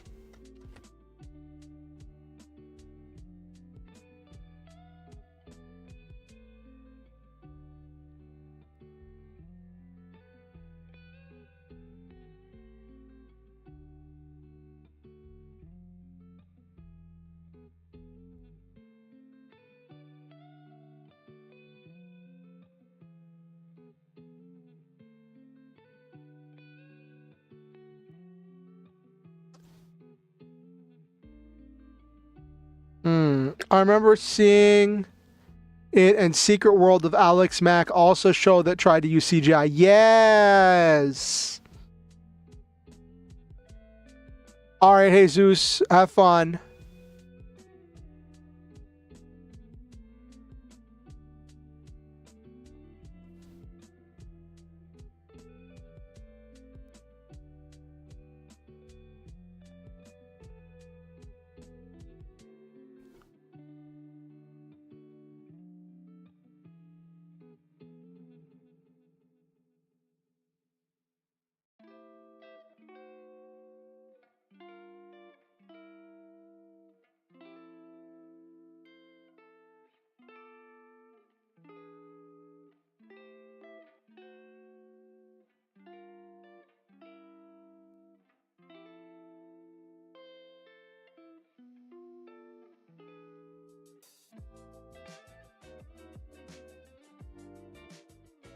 Okay.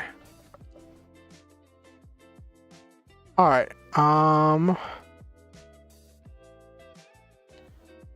A girl become like the T-1000. Too bad she couldn't make knives and stabbing weapons. Yeah, that one got really weird.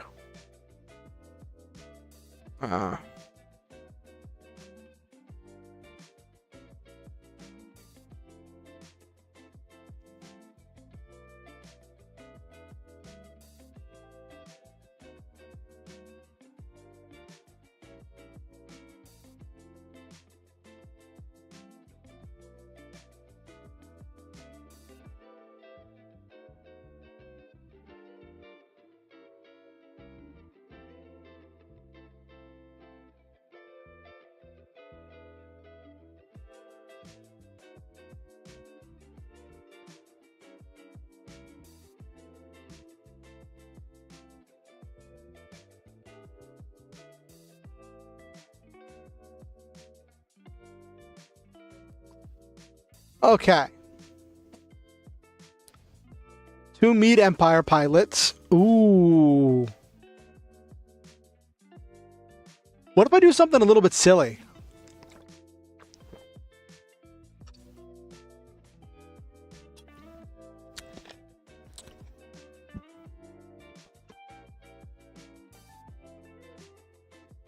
Ooh, I have an idea. I have an idea.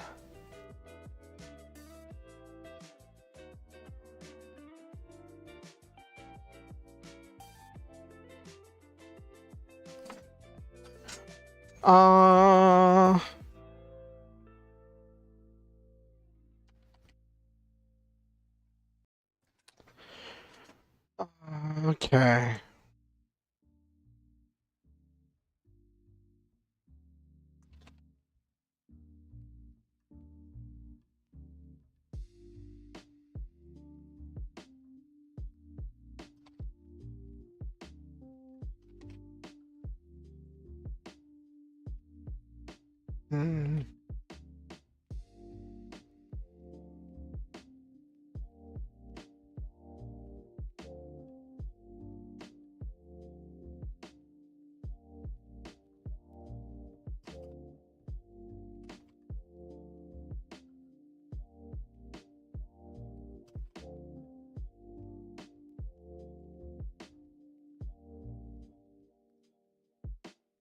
Hmm. We're gonna go a little bit weird, chat. We're gonna go a little bit weird. So I'm thinking, I got my thinking, what kind of a story do I want to tell here, right? What kind of a story do I want to tell? This isn't just about mech fighting. This is about the drama and building up the meat empire, right? So I'm like, the point is that both sides are messed up, right? So that's kind of the point. That's kind of the theme and the idea.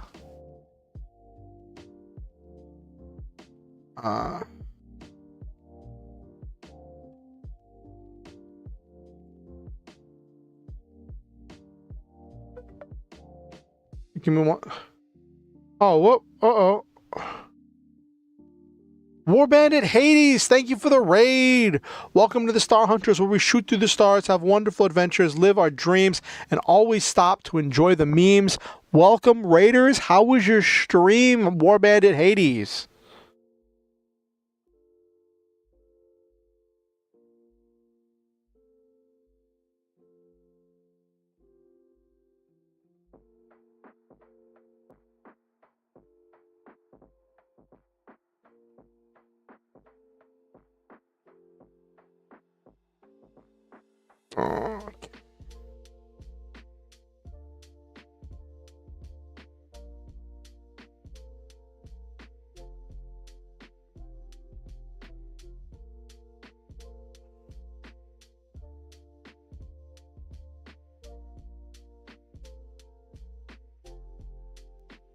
Okay.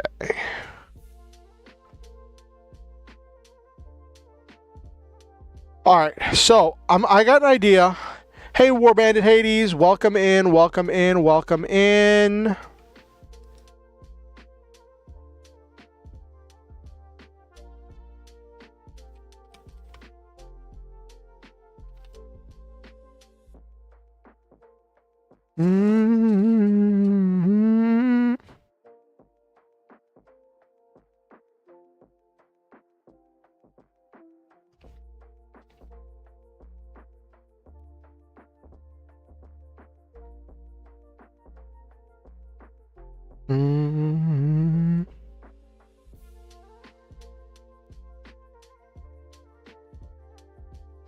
How was your stream, War Bandit Hades? What were you doing? Actually, I think I should be able to give you a shout out. Hold on.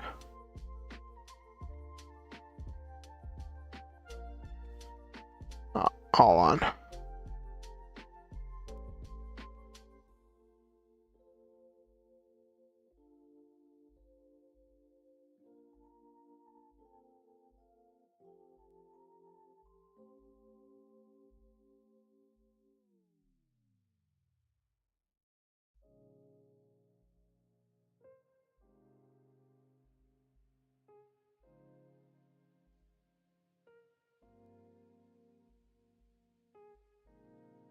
Alright. Hunting some monsters in Monster, and I think I'll be playing Armor Core 3 Wednesday after D&D. Nice!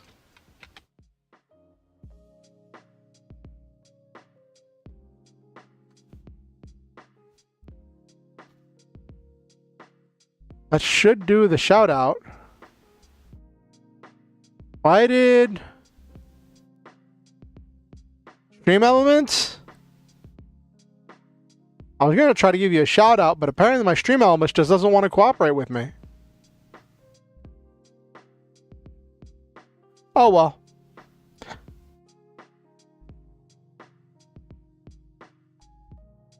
So we're doing some like brainstorming and story stuff for a short story. I'm probably going to do the brainstorming here, and I'll probably maybe on Friday do the actual writing of the story.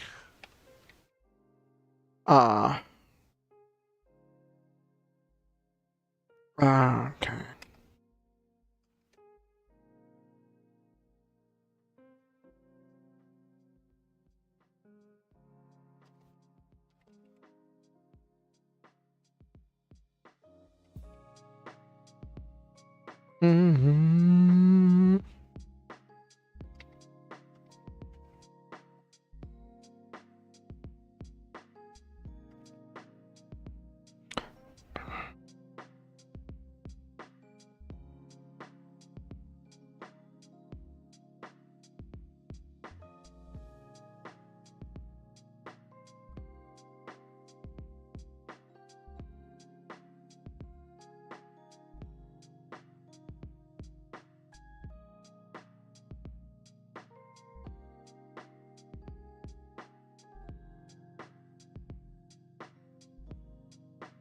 Taking technology resources from all across the world is always looking to expand its power. I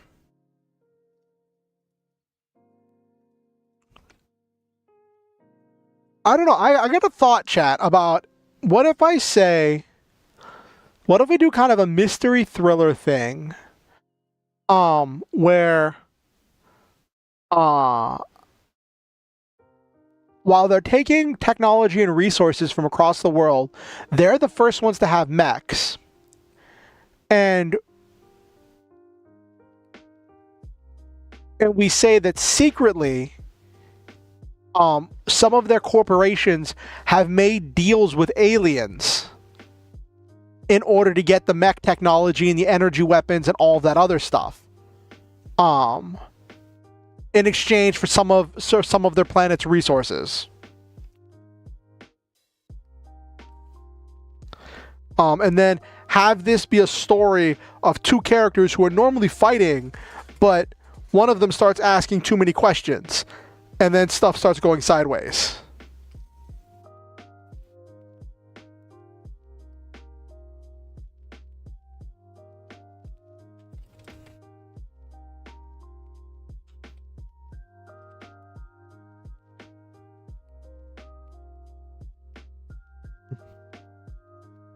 Mm-hmm.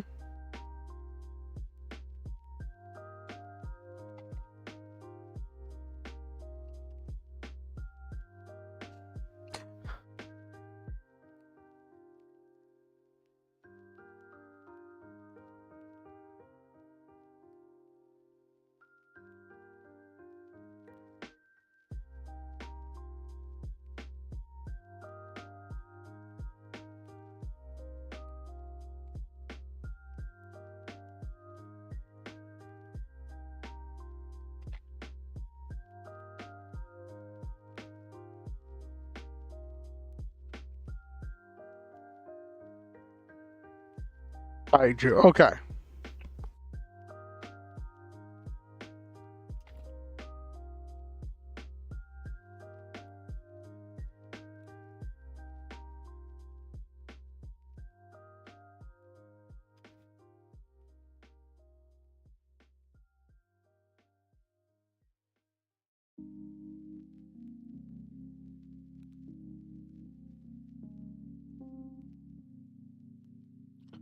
Uh.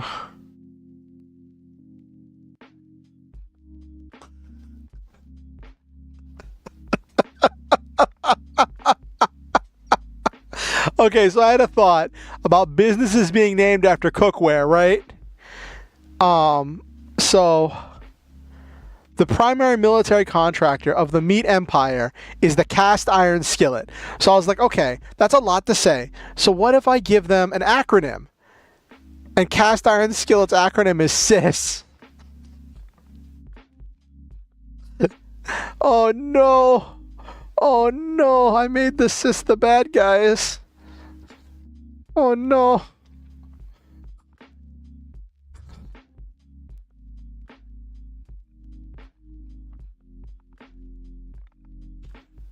Ah.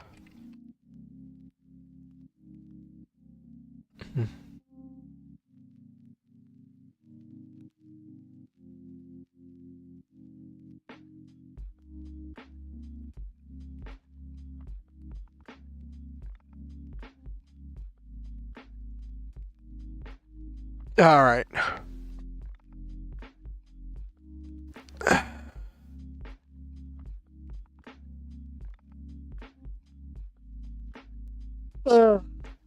I swear it wasn't a thing. I just thought cast iron skillet, getting good sear on meat.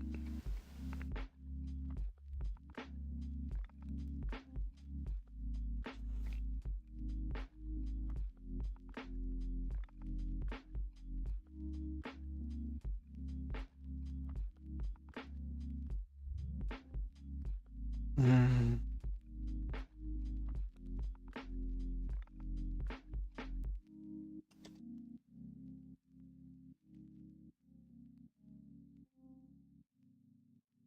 Uh,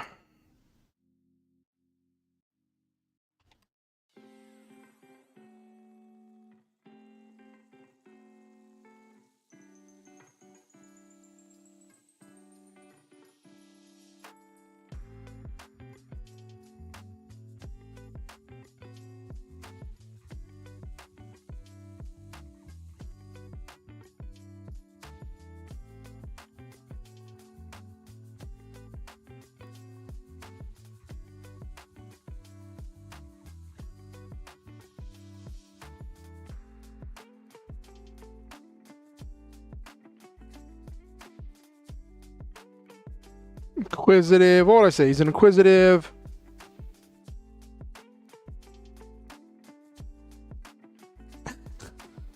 Hello, Push 432. It is a fictional organization. It is a fictional nation in this world. Well, the world is fictional, and this takes place in that fictional world, where there is a war going on between these two warring nations, the Meat Empire and the Veggie Republic. Originally, this world started as a way for me to practice writing action scenes. I just created a generic situation with a war that would feature, because I love giant robots. I love mechs. I love all of that.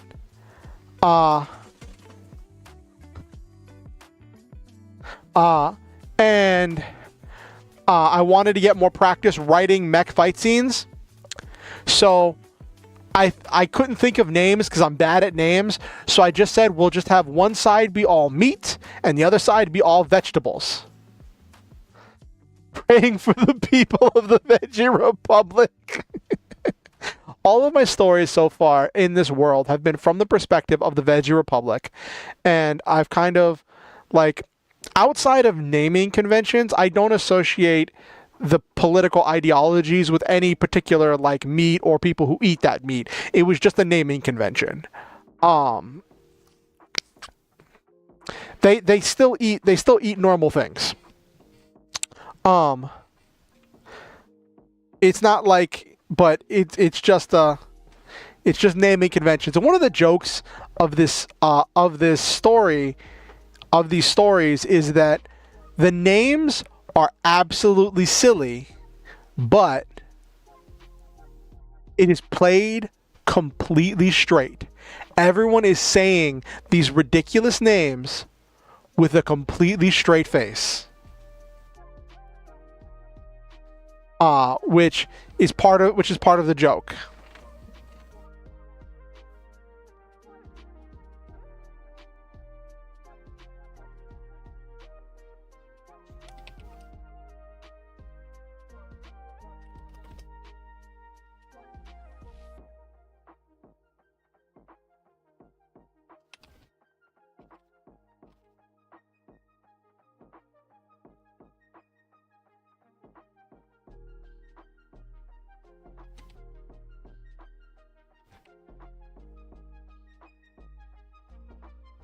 Okay.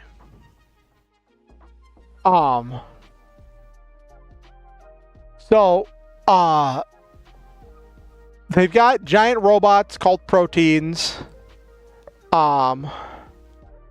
Basic story is, the Meat Empire is an empire. It's about having colonies and expanding land and increasing its influence and its resources as it goes, because their actual nation itself doesn't have much land. So in order to fit their growing population, they are expanding and taking land from other peoples. They tried to make a deal to trade some of their advanced technology to the Veggie Republic in exchange for some land in order to set up some new colonies. The Veggie Republic not only refused the offer, the Veggie Republic publicly denounced the Meat Empire and called for the Meat Empire to release its colonies and let them become independent and sovereign states. Meat Empire took this as a declaration of war and invaded the Veggie Republic.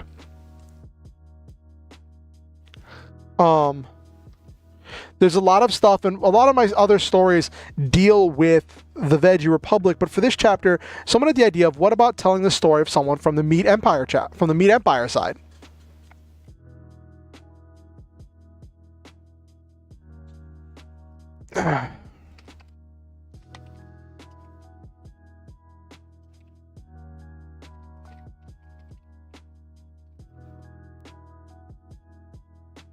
One of the other themes is that in this conflict of what's happening between these two nations, neither one has like a really strong moral high ground, right? both of them, while they have differing political ideologies, what happens is those differing political ideologies only mean that the two nations use different methods in order to control their populations. They are still using propaganda. Well, not exact. Their methods aren't entirely different, just how they're applied. They're still using propaganda. They're still using advanced advertising and controlling the media, and they're each trying to make the people sacrifice for the good of the nation. Right? It just comes in different forms. All right.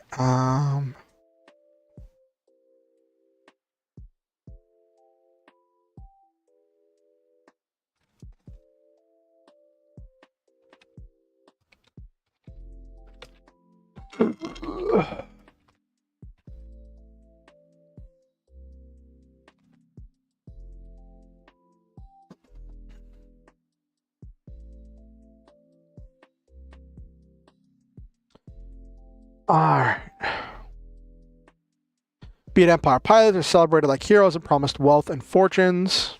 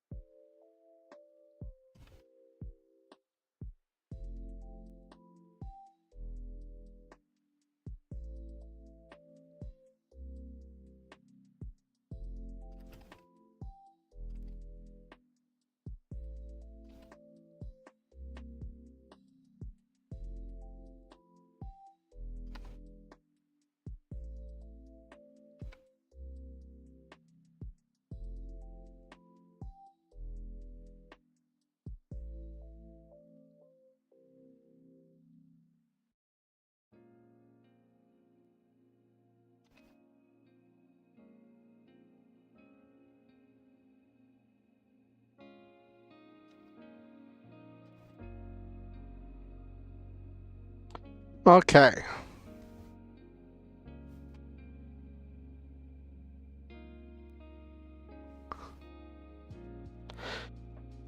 This leads Jerry down a rabbit hole of investigation that leads him to something he shouldn't have seen.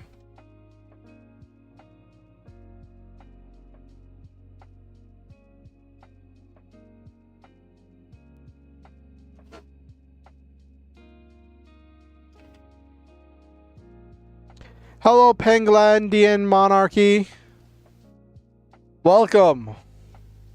Welcome to the stream. I'm doing more brainstorming than I am actually like putting words to paper.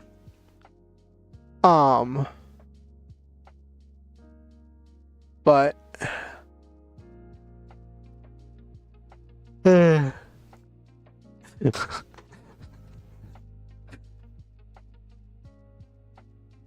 this is a writing stream where I'm working on brainstorming stuff for a short story that I'm gonna probably write in another stream.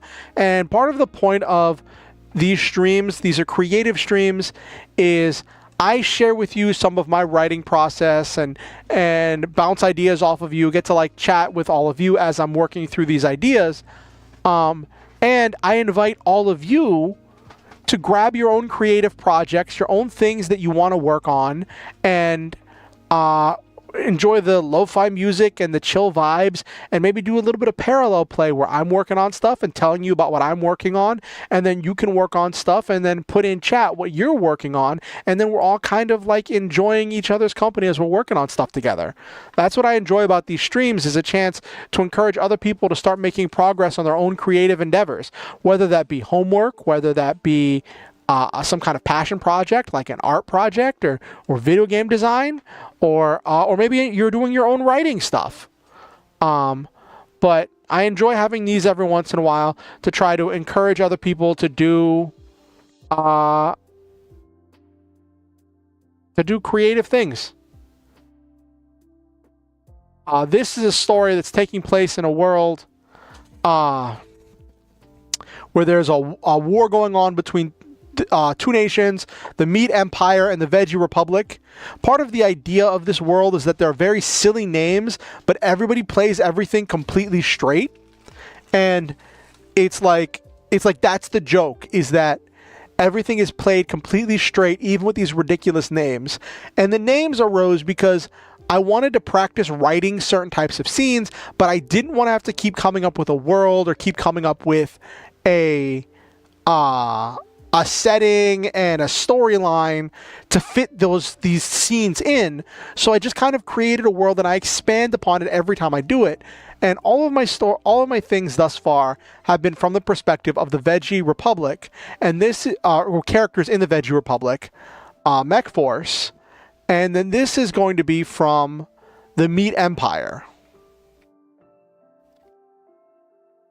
Okay.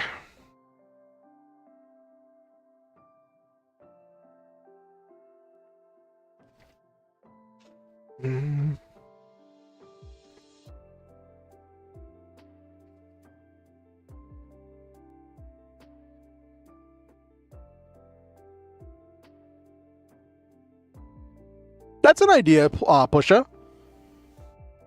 That's an idea. Smaller states that are like caught in the middle of this war. Some could be allies, some could be friends. I mean, some could be enemies. That's a thought. Tell the stories of some of the smaller states that are getting caught up in the middle of all of this ideological warfare and giant robots flying around. And now, one thing about me that you'll know, that you'll learn really quick is I love giant robots. I love mechs. I love power armor. I love the mecha genre as a whole. I like planes. I like tanks. But I especially love big, honking, giant, super robots. Love them. Love them to death. I am a VTuber. I am as you see from my virtual avatar down here in the bottom right. My lore is that I'm a mech pilot of a giant super robot. I enjoy having fun with that lore whenever I can. So pretty much any story I write is going to have mechs in it. That's just gonna be a thing. I'm a variety streamer. I do gaming streams, I do creative streams, I do all kinds of streams, I do TTRPG stuff. So I do hope that you stick around and that you enjoy the content. I value having all of you here. It's always nice to see new people. I'm curious, how did you hear about me? Was I in your recommendeds or something?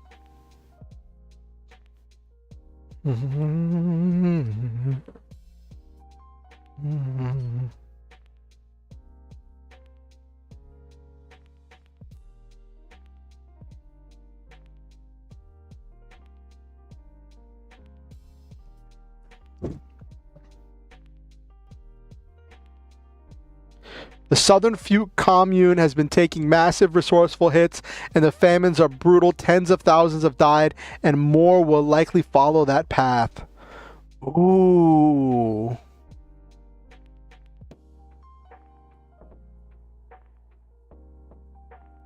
Ooh, well, actually, hold on. I think I can work with some of that. And this is also part of the reason why I do this is because I value chat interaction. I'm a small streamer, so I can still have really good chat interaction, and that's something that I hope to keep doing even if I get bigger. So I think, since this story... Okay.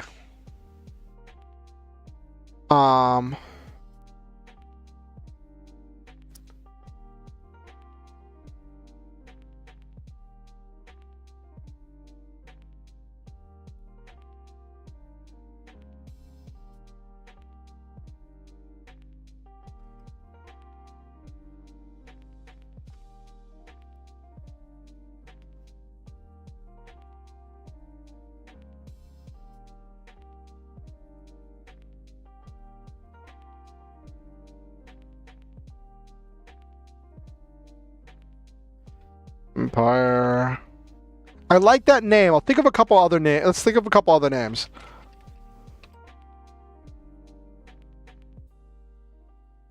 Southern few commune.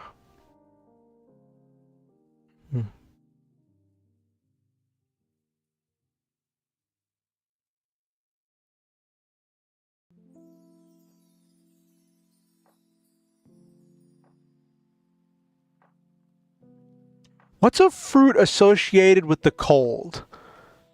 Like, I know winter's not normally a fruit time. Something hardy.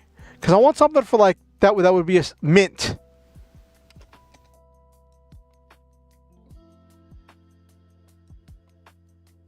Yes, northern,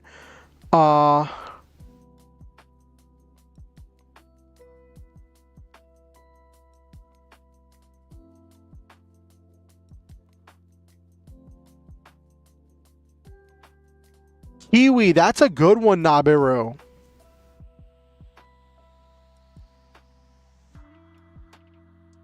Persimmons, I've never had persimmons before. What do they taste like?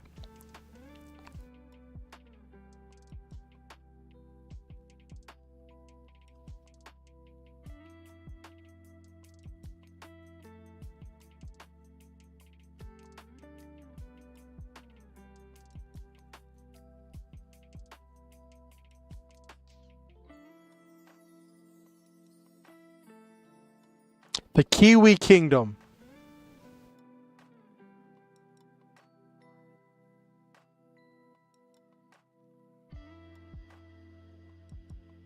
Persimmons, kumquats, kind of orangish, but not. Okay. Southern fruit commune, northern mint states, eastern Kiwi Kingdom.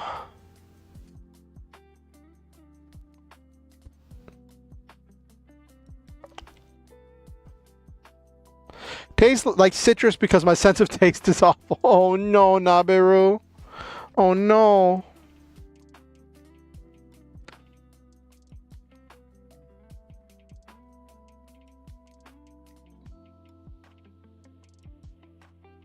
Okay.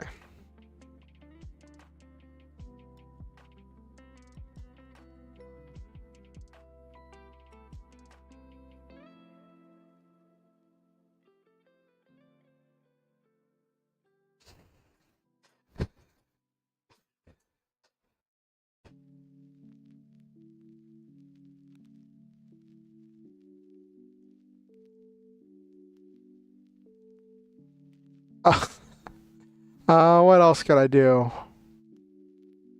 Kiwi, mint, fruit.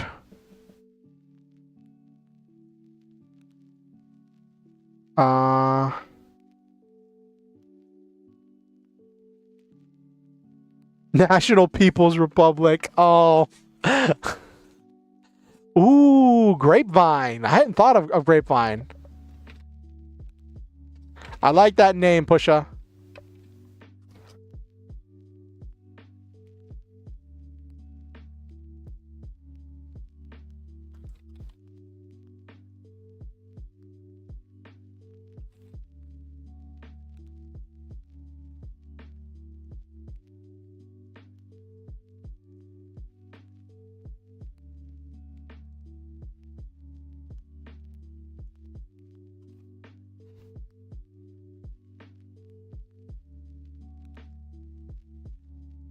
Hmm.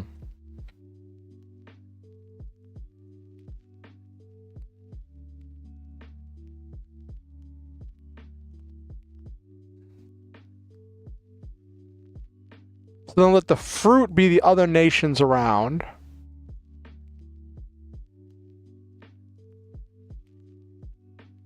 So I'm doing those fruits. I think maybe instead of southern fruit commune, it'll be southern kumquat commune. Northern mint states? No. I imagine grapevine are the best spies and communication experts because the saying, I heard it through the grapevine. Oh no. Oh, that's so good.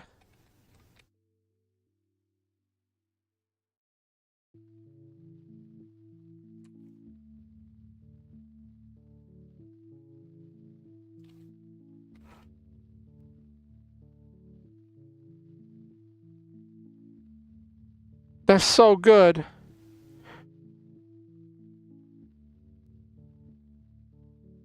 play with some alliteration. Kumquat Commune, Kiwi Kingdom.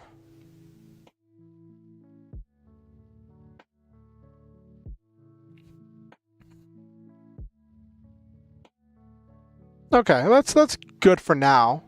1, 2, 3, 4. That creates 4 other nations that currently. I'll say that these nations have been have been invaded and colonized by the Veggie Republic, not the Veggie Republic, by the Meat Empire. So there's smaller nations. Well, not all of them have been. I'll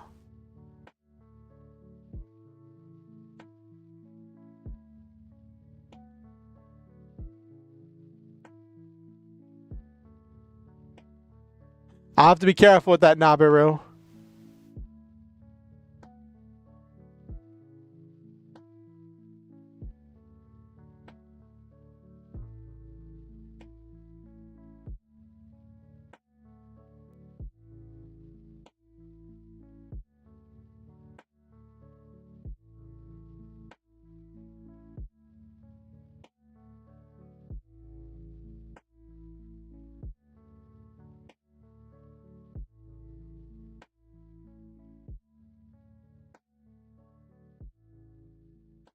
We'll say.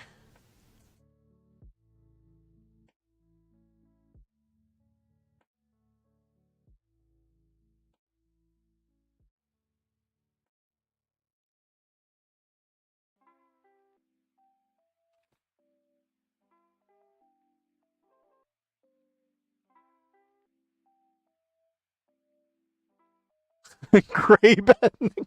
Well, okay. I will clarify. This is not like VeggieTales. These are actually humans. These are actually humans. They just have silly names. I did want to clarify that, Pusha.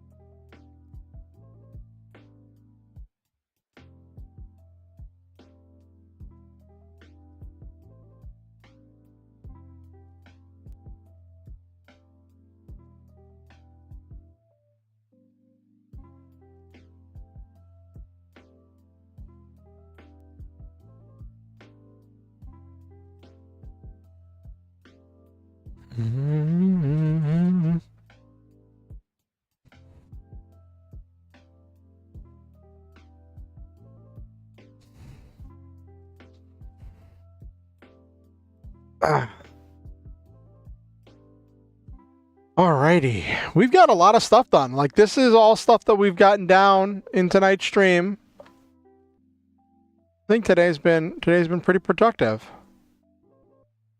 Got a basic thing. I don't know if I'll do this on Friday or if I might if I might finish this next Monday. I stream on Mondays and Fridays, 8:30 p.m. EST. If I have any special other streams, I'll announce them. But like I said, I'm a variety streamer, so I don't always do writing streams. I just haven't done one in a few weeks. And I was like, you know what? Let's do something. I've talked to people about them. I've had a lot of new people coming through, and I always tell them about my writing streams. But I thought, why don't I show people my writing streams? You know?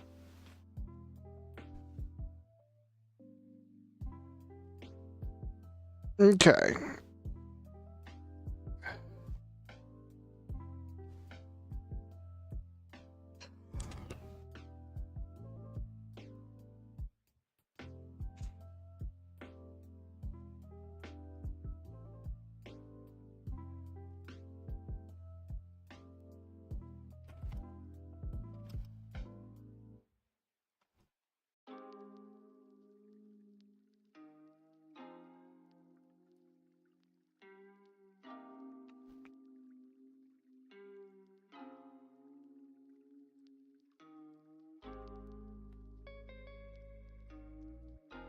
What should the kaiju's name be that they're supporting? It has to be something meat related.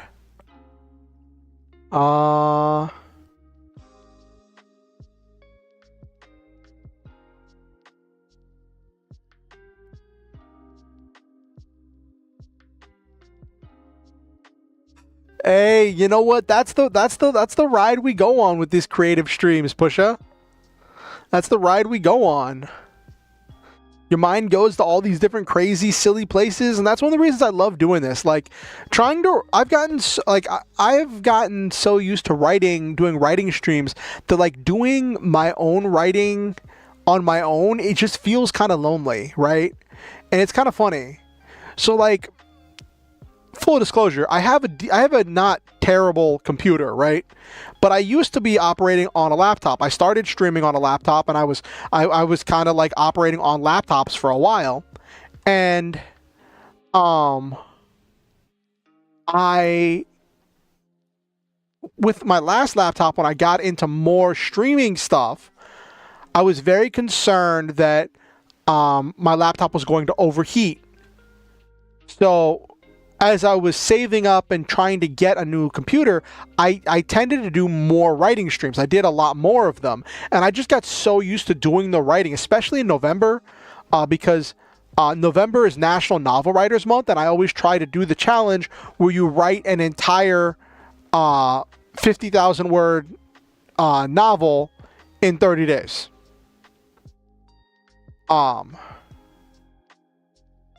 I think it's 50,000 words. It's been a while since I did novel writing, where you try to write an entire first draft in 30 days. And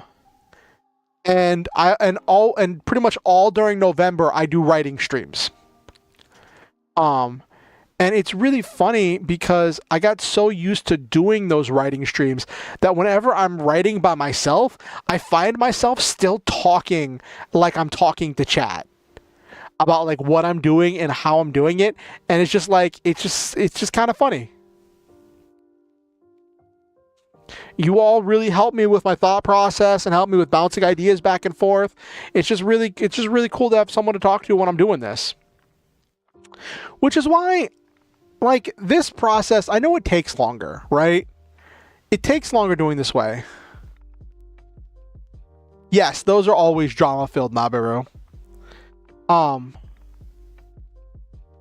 know that this writing process takes longer, but I feel like there's so much gained. The real chat is the voices in my head. Oh no. Oh no. That reminds me, I don't know if you heard of the Minecraft YouTuber Technoblade, who passed away a while back. He did a lot of Minecraft stuff, and the running idea was that chat was a steady stream of voices that were running around in his head, that his character was struggling with voices in his head, that voices always telling him to kill, or destroy. And so that was his lore, was that his chat were the voices in his head.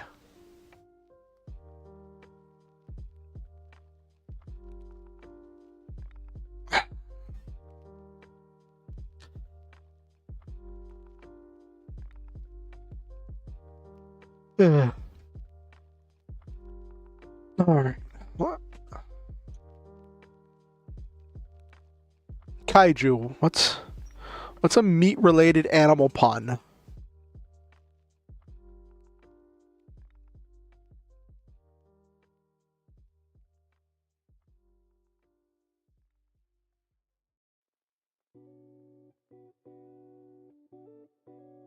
Could do. Oh, I got one.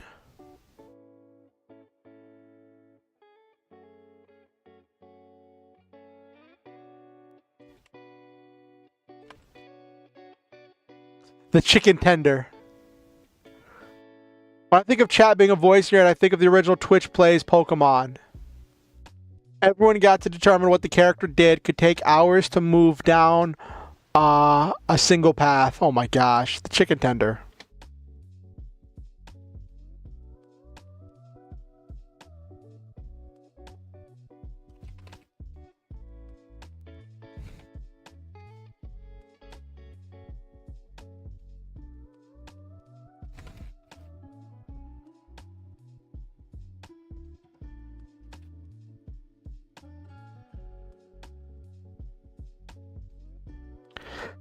The chicken tender, a giant golden chicken that fires streams of plasma from its beak. It is anything but tender.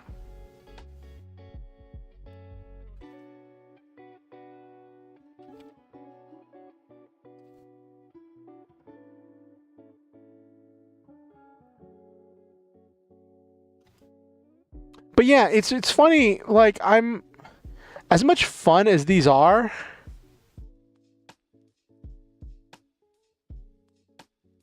I love it, Pusha. I love it. Hey, Jesus, welcome back. Welcome back. We were just talking with Pusha 432, a new someone new to the chat, and we were talking about ideas. Had some ideas for some other nations, that expands on the idea of the meat empire being an empire. Because like a lot of times, being an empire is defined by having colonies and having like different spokes of the wheel of your empire. So then having other nations to say that they are being not invaded, but dealing with some kind of presence from the meat empire helps with building the world a little bit, right?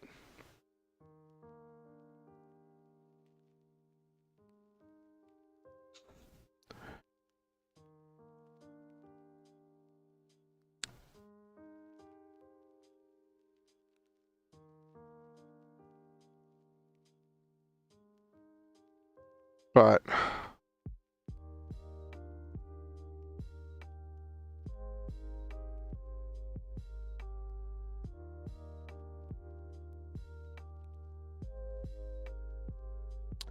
a little bit of both. A little bit of both.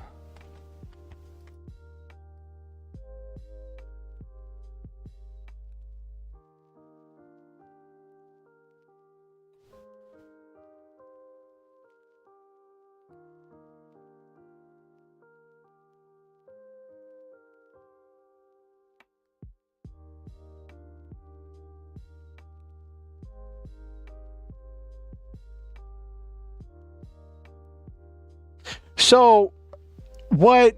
Actually, I think it would be more. I just had to, because one of the things about being a writer is that like a lot of times words mean things that you don't think they mean. So I'm like, I thought I knew what manifest destiny meant. So I thought, you know what? Let me go Google it just to see what the description is. And I don't think they're really a manifest destiny type thing. I think they're more of a we churn through resources like butter. The idea is that the meat empire's actual like mainland is very small. They have a lot of advanced technology in a very small space.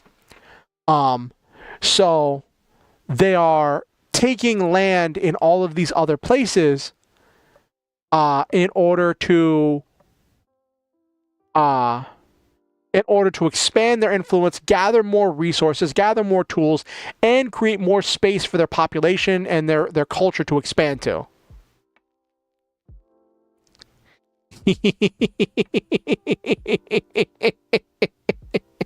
Good question, Jesus.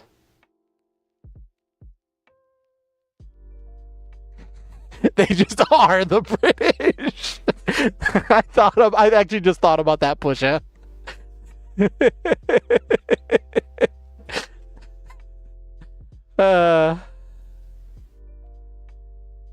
Hardtack, it's the type of rock hard break your teeth, Brett.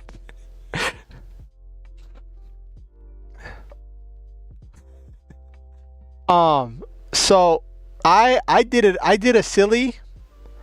So I thought, all right, we have these naming conventions.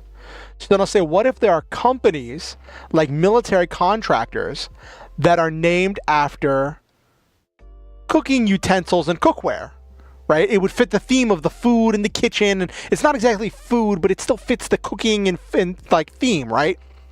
Because they're what facilitates the warfare and facilitates the things.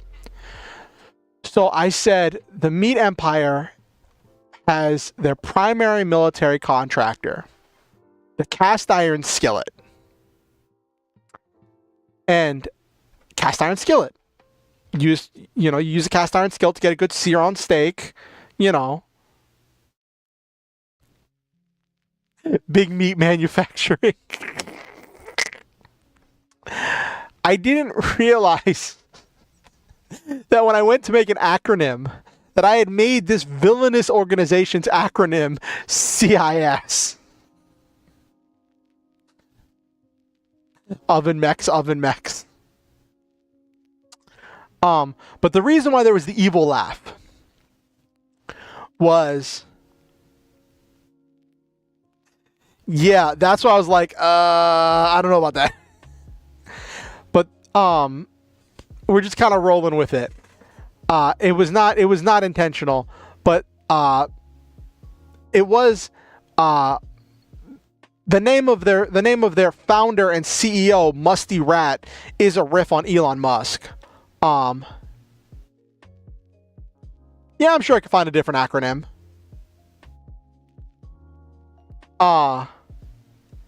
But probably. Yes, Musty Rat is great. And so, as far as everyone knows, all of these advanced inventions of the mechs, the energy weapons, all of that, and this advanced tech is developed by Musty Rat and is attributed to Musty Rat, the CEO of Cast Iron Skillet. And I might just call it CS, because Cast Iron is technically one word. Yeah, I'll just call it CS.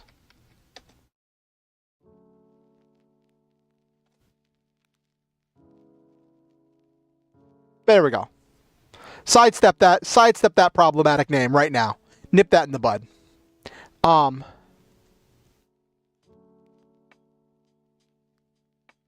And so, but what nobody knows is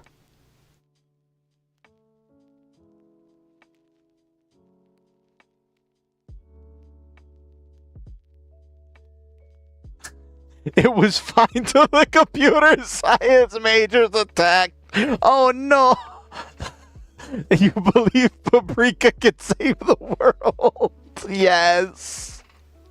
Yes, we're running a little bit late tonight, but we're having fun. We're cooking. So what nobody knows is that CS's founder, I'll put founder in quotes, made a deal with aliens. Yes, literally cooking. So the thing is, because the meat empire has these colonies where they're taking stuff from all of these other countries, they're taking all of these other countries' resources, taking their technology, and putting that together and combine that with this advanced alien tech that Musty Rat got a hold of, right, to create their technology. But it's a well-guarded secret, and I thought that could be the crux of the story, because I need something like I can do all this world building. Yes, the real Musty Rat was the friends we made along the way. I could do all of this world building, but that's not going to give me a plot for a story, right? The world building needs to go somewhere. So that's why I was like, okay, what if I say one of the two Meat Empire pilots that's going to be featured in the story is like a huge yes, mysteries are always fun. What if one of the two, Jerry, by the way, I thought it was very funny. The female warrior is Benita Mac, and the male warrior is Jerry Alex. So it's Ben and Jerry's, also named after Alex Mack, the old Nickelodeon show. I think it was Nickelodeon. The Secret World of Alex Mack. But they volunteered to be these pilots. So it's a completely different situation than the Veggie Republic, right? Where the people were conscripted. The these ones volunteered. They're treated like heroes. They believe their propaganda. And the thing is, Jerry, before becoming a pilot, used to be a reporter. He used to be an investigative reporter. And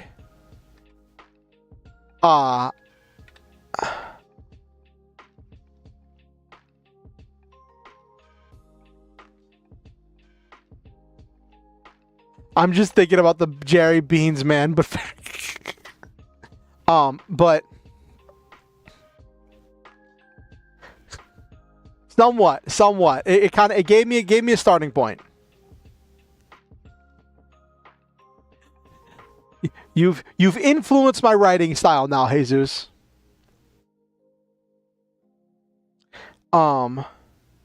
So Musty. So Jerry looks up to Musty Rat and is always looking for more things to like about him. But the plot is going to be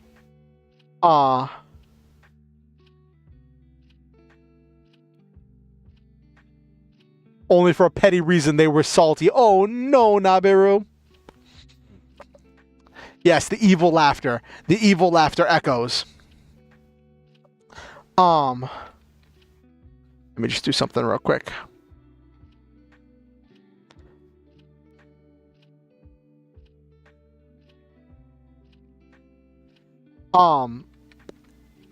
But Jerry starts hearing rumors from some dissenters saying, what if Musty Rat didn't actually invent the things attributed to him and only paid people to say that he did?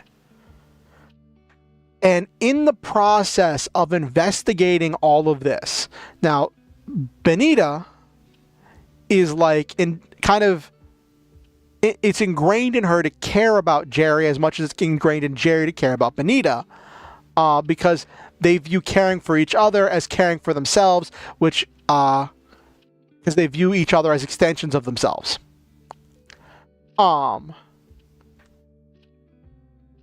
And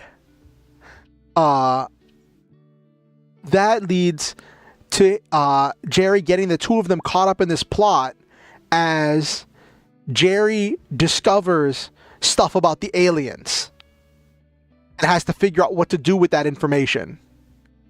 What does he do with this information that this tech came from aliens? To find out that 1, aliens are real. 2, alien tech is powering the mechs he's piloting. And it's a whole thing. It's a whole thing. So we're going to open in the middle of a battle.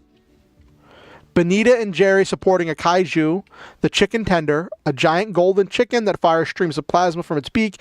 Its armored feathers are anything but tender. Ooh.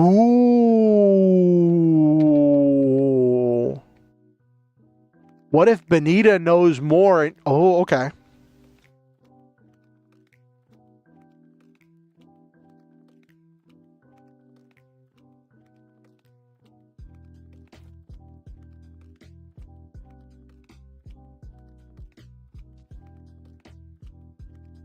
Off in the distance, you're all according to Kikaku. Not the Dino Nuggy.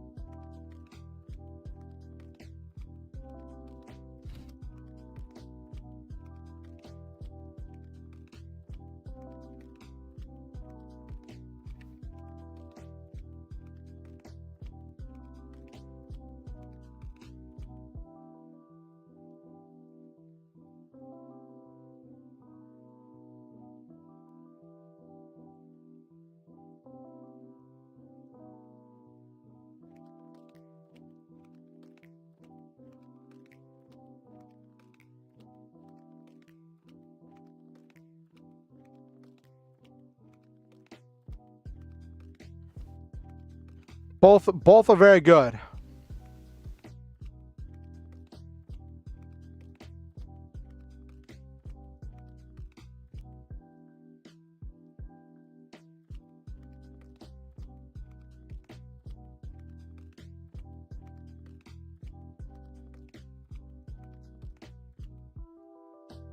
Ooh, that's not exactly the scope I was going for, but it's possible.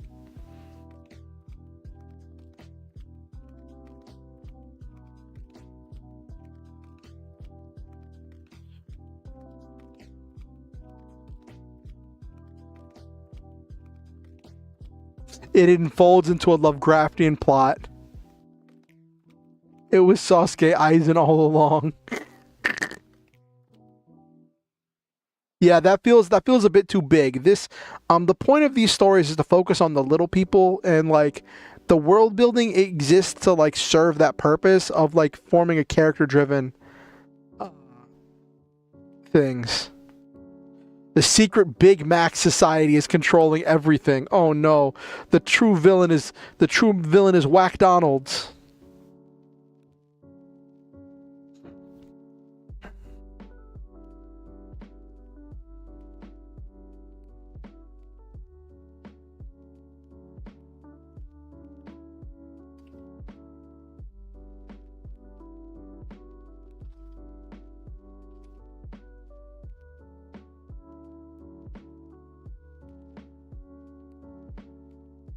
That's fair.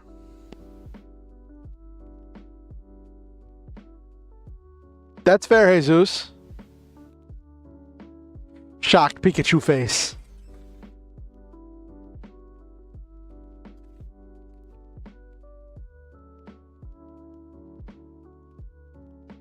It's Mao and McRonald's. He always said it would take over. Oh no.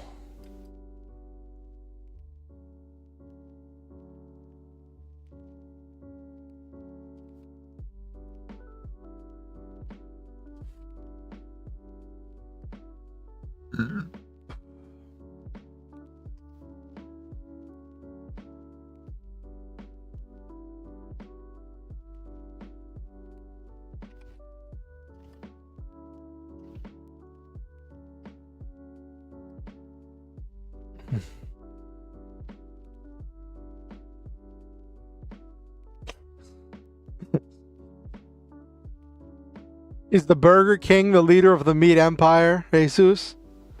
Is that where we're going with this? Is that where we're going with this?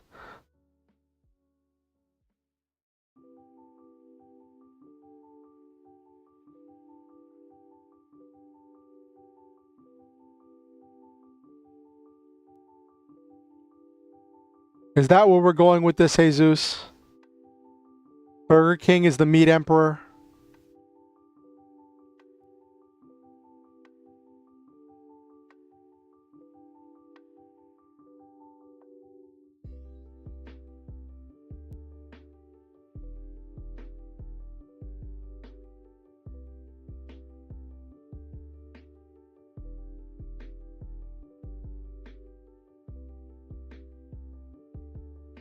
I didn't really want to go super interplanetary. Like, saying that there were aliens is kind of a stretch for it.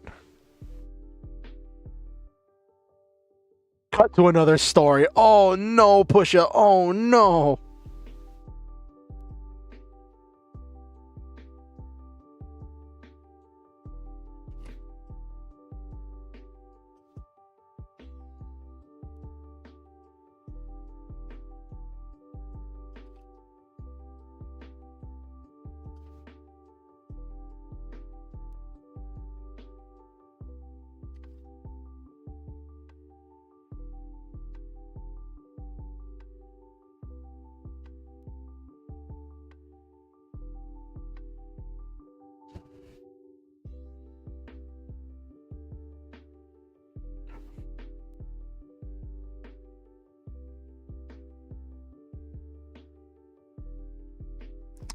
I get that, and I appreciate your ideas, Jesus.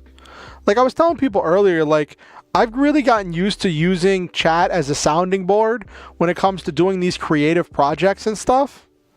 That like whenever I try to do writing on my own, it's just kind of lonely. It really really is, Pusha. Really is.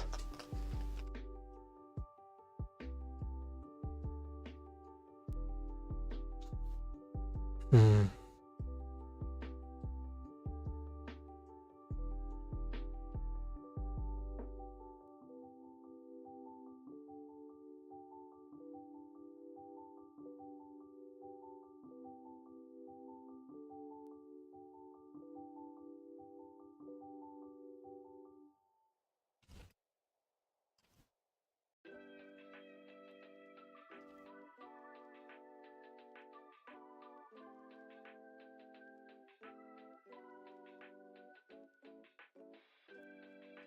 It was all a coma. Wakes up in Kansas. Bad ending. Why Kansas? Oh, because Dorothy.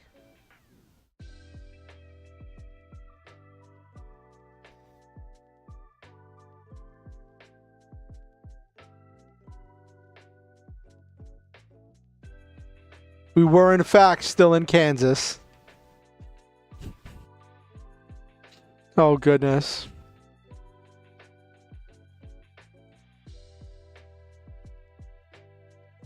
That's fair, Pusha. That's fair. But it also works with the whole reference to I'm not in Kansas anymore, Wizard of Oz, Dorothy, all of that stuff. That also still works. Hmm.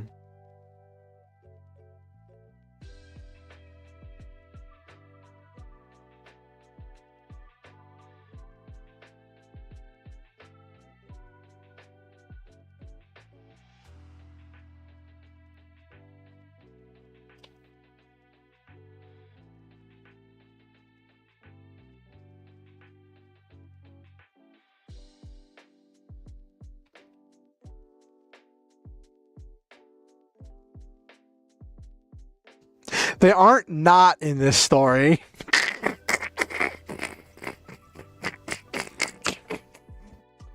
You're not wrong. And you are in Maine. Everything is muted and quiet, Stephen King style. Oh, no. Yeah, the alien reveal could be the man behind the mirror. Hmm.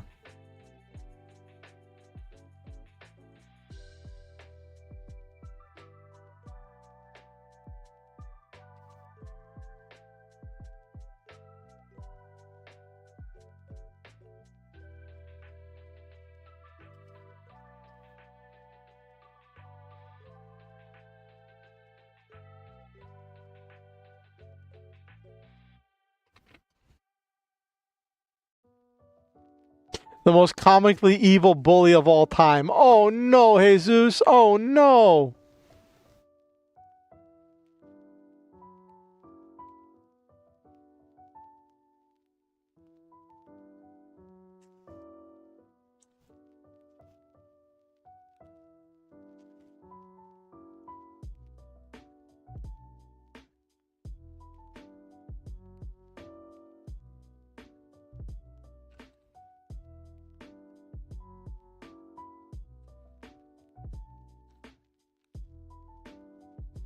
That's weird. My medicine bag has looks like a rat bit through it. That's funny. Just saw it at the corner of my eye. I heard it make noise the other day, but sorry, I'm getting distracted.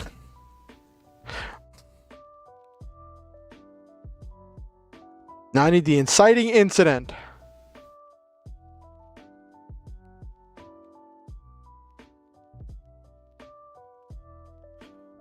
I was like, we're not in an 80s Netflix original.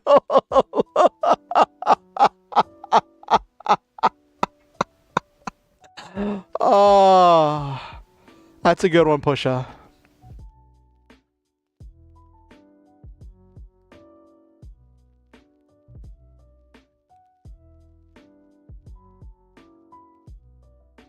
All right.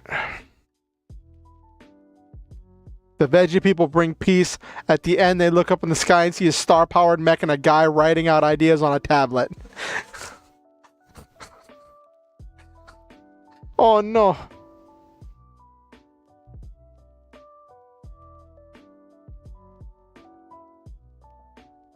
Yeah.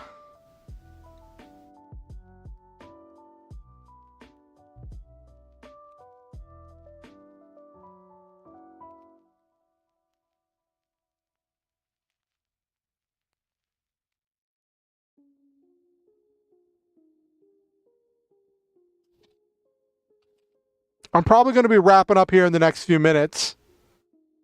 Just because it is getting late and I'm getting distracted. When does Zeus pitch 2 to wipe the board? Oh no.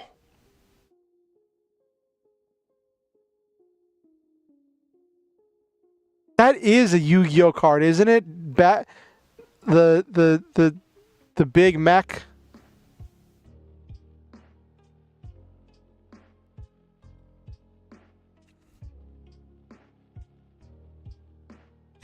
Good, neutral, and evil. You're not wrong, Pusha. You're not wrong.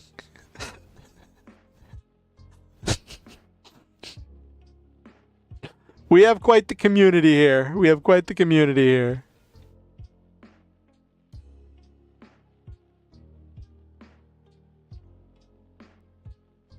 Yeah.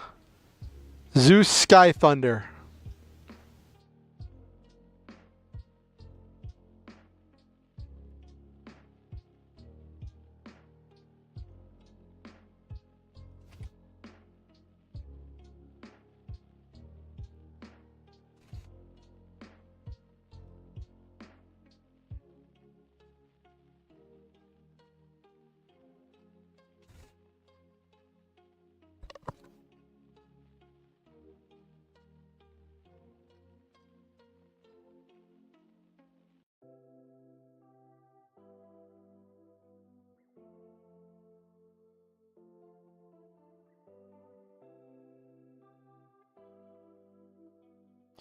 Brute genocide.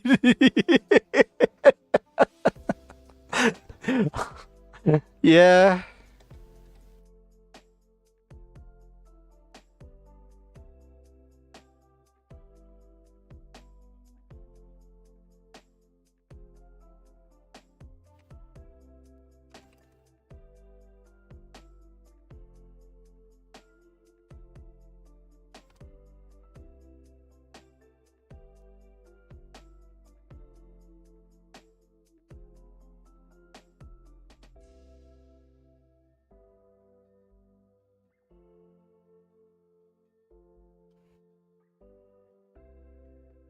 I'm a Chaos Goblin, also sure to drag the video to be about Animorphs for a good half hour. It's fine, Jesus. This is part of the adventure. Ah.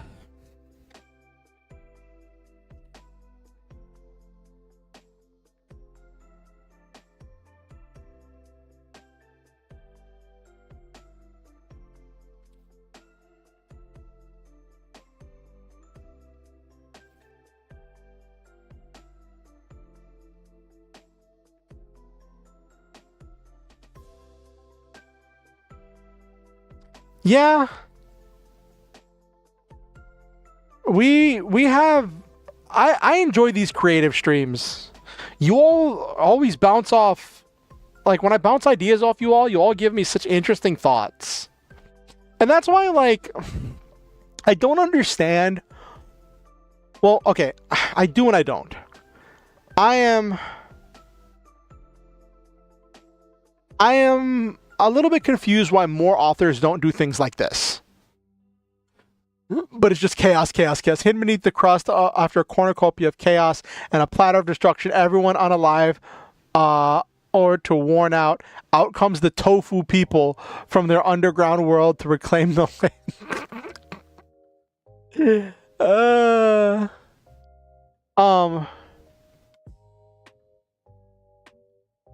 The secret third synthetic food kingdom. We actually came up with a few small kingdoms that are like, actually I mentioned that earlier.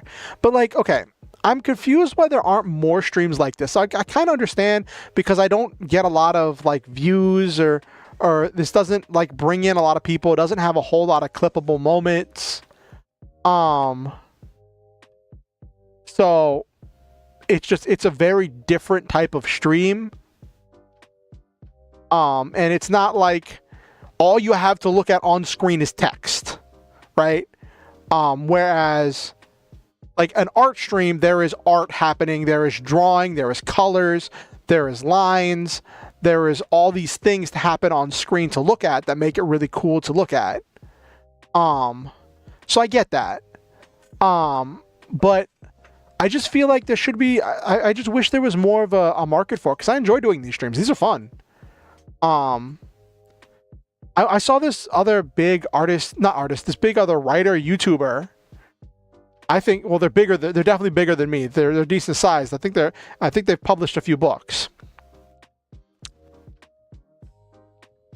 You've been way too anxious about showing your chaotic planning phase. What, you think my planning phase isn't chaotic? We've been running around how many different... No, I get it. It's about comfort level and being able to show what you've got.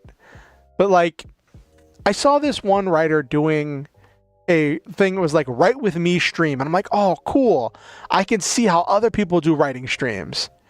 And I mentioned this before that I saw this, and it stuck with me that like there was like a camera that I don't think was even on the same desk that the person was writing at, pointed from the side, and the person didn't have a mic, wasn't responding to chat, at least not that I saw. I didn't see them responding to chat. And was just typing, and you couldn't see anything on the screen. You couldn't see what they were typing. I don't know. It's weird. Like I have like chronic anxiety. I have a general anxiety disorder, but like when it comes to chat, when it comes to stream, I don't know. It's just different. It's just different.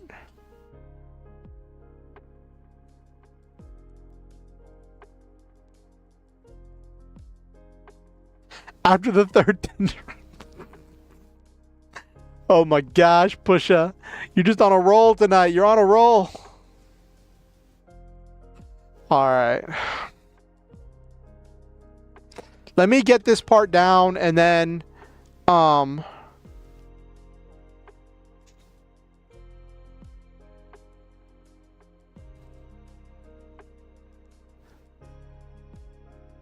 Ride or Die open. I think Ride or Die could make for some interesting stream. It could make for some interesting clippable moments of like, no.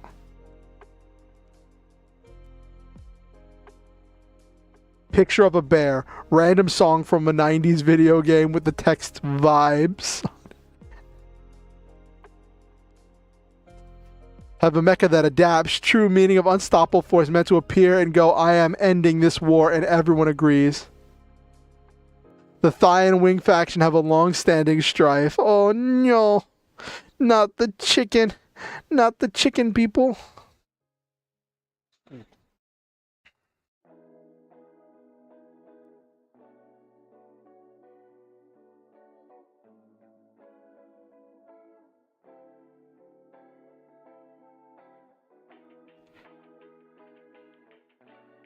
Southern Fruitlandia leading to famine and economic strain.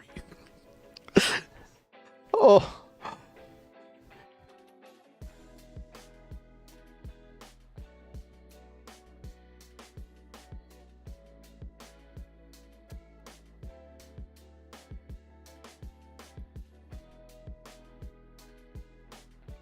Tofu mech is just Nimrod? I don't know. Economic sanctions.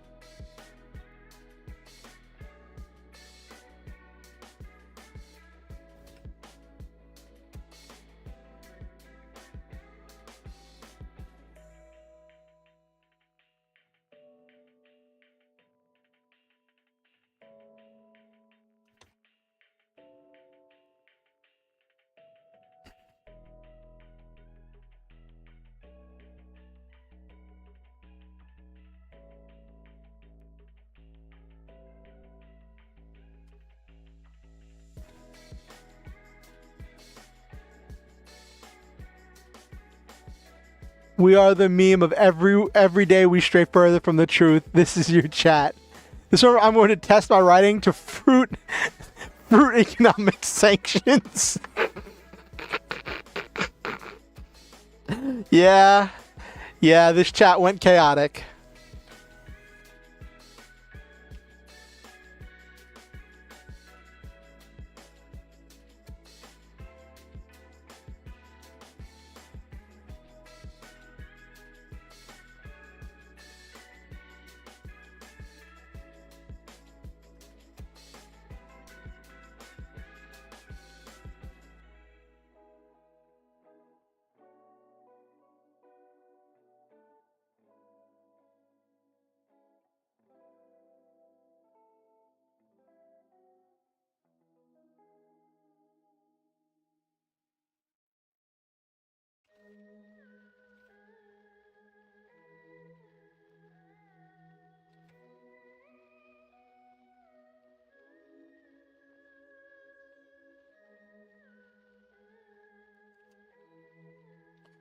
In the meat empire, the best of the best is called A5 beef.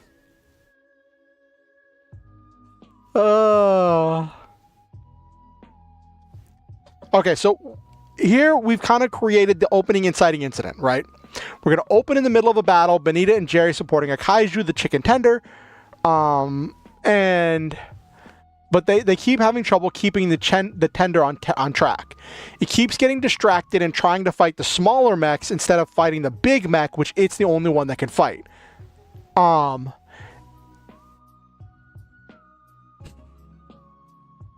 wanted to call this Food Wars, but I realized that name's already taken. The Wagyu Squad. Big Meat Division. You all are silly. So, they do manage to take the base that they're trying to take from the Veggie Republic. But their mechs take heavy damage. Some of their foot soldiers get caught in the crossfire and get killed by the chicken tender whenever it goes rogue. And it's an absolute mess, but they do manage to get they do manage to take the base through a lot of hard work and careful maneuvering. The unseasoned chickens. You all are cracking me up. And so then afterwards, in the hangar, whenever they're parked their mechs and they're getting out of their hangars, and they get out of their mechs, and the mechanics are trying to like start the repair process, start doing all this stuff, one of the technicians makes a snide remark. Says, "You think if Musty Rat could invent these things, he could make them actually do what they're told?" And someone else says, "That's a big if." Right? Because there's this rumor that Musty Rat didn't invent everything, that he just paid people to say that he invented everything. And so hold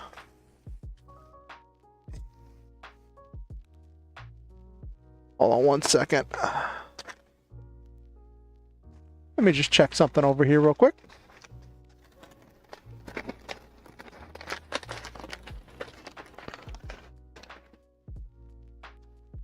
I wanted to see because there was something.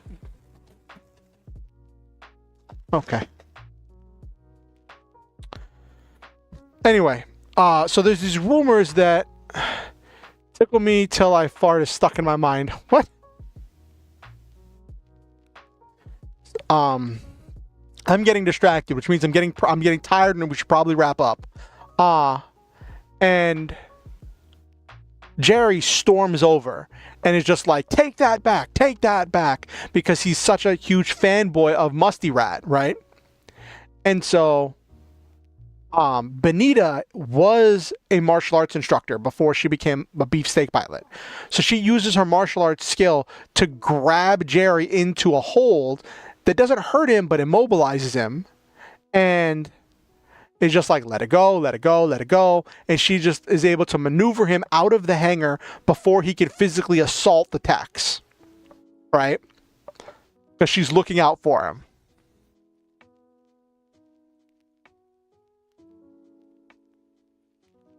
The musty rat fanboys.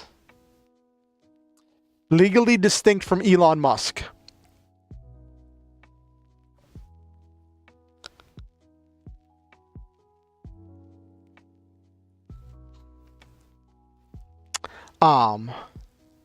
And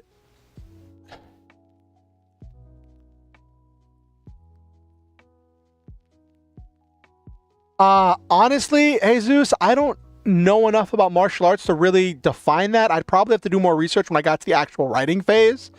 I just thought it would be cool if she wasn't like a trad, you know, she wasn't like a traditional wife or whatever. She was like an actual, like, independent, fiercely independent and capable warrior in her own right, with her own secrets and her own skeletons in her closet, but she's still very devoted to her country and to her partner.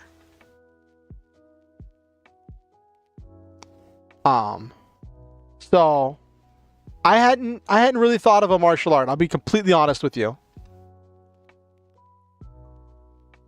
I'm just imagining her being able to do something to put him in a hold and be able to like maneuver, like a hold with his arms. Like I was thinking like an arm, like one of those like arm bars or whatever, where like you normally force someone to the ground. They do have guns. There are guns in this setting. There are lots of guns in this setting. But she puts him in some kind of like a hold, an arm hold, where his legs are still movable, but as she's able to like steer him out of the building.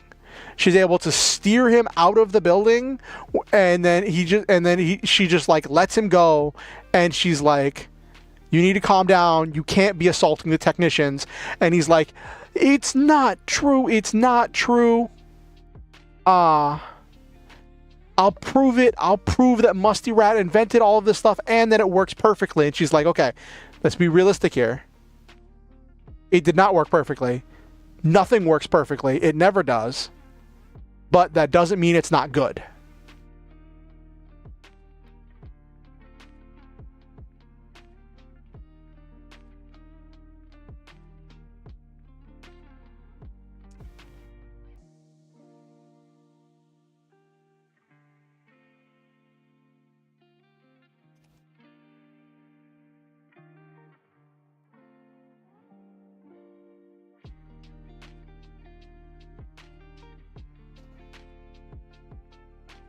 It's Musty Rat, not Musky. I made sure to say it was Musty Rat.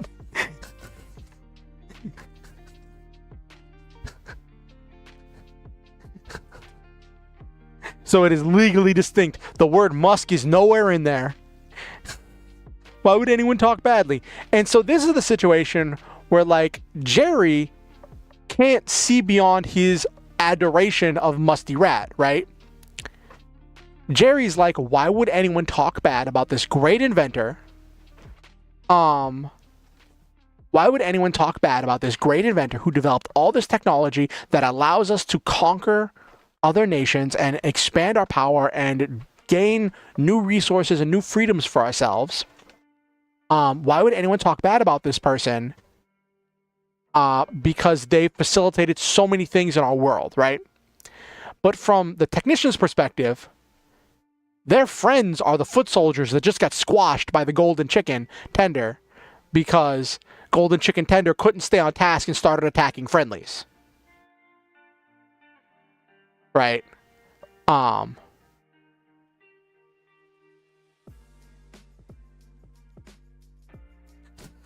No, he made CS, cast iron skillet.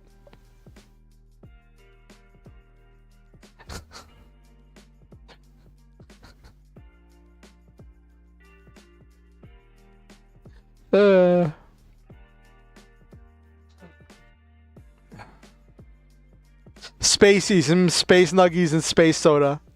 Oh my gosh.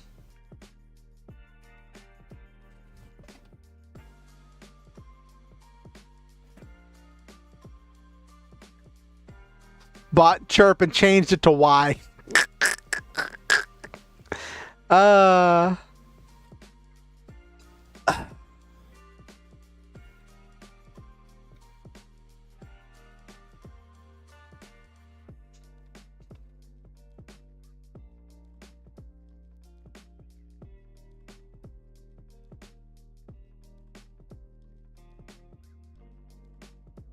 I'm using that.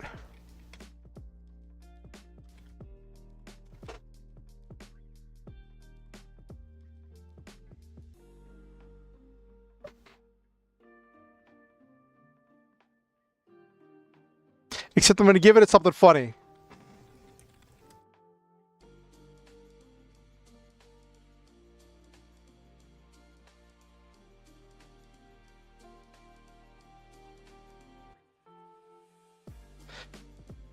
Bought a social media outlet called Chirp, changed its name to Y with the tagline, "Why would you need another app?"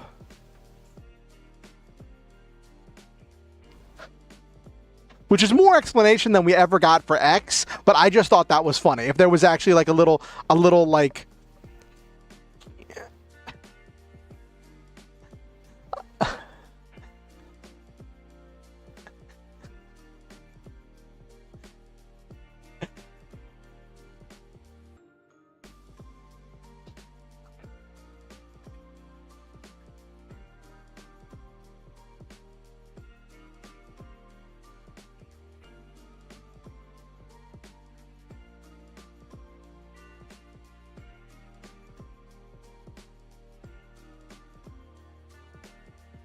Exactly. Why would you, Jesus? Why would you?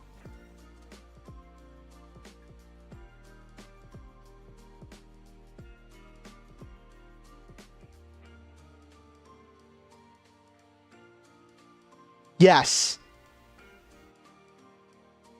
But the thing is, it does... So one of the things with the Meat Empire, right, is it has this kind of like...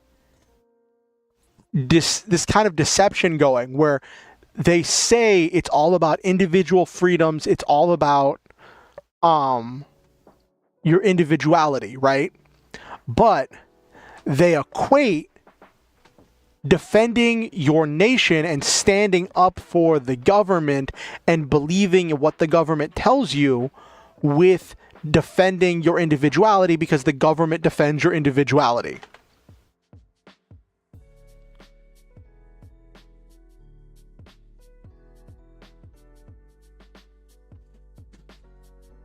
Because the government and the nation defends your rights to all of your freedoms and individualities, so you have to defend the nation if you want to believe in your individuality.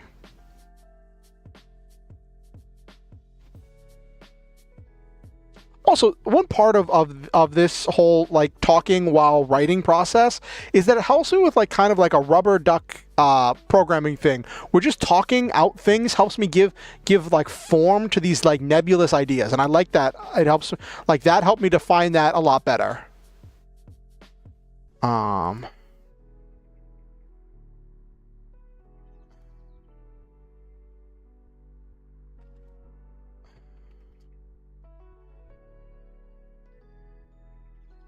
Yes.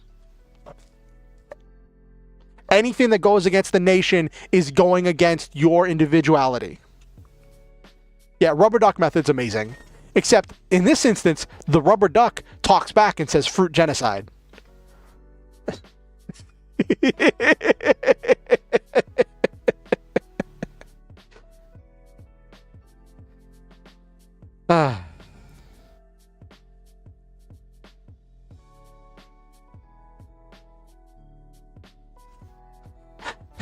It's modern China.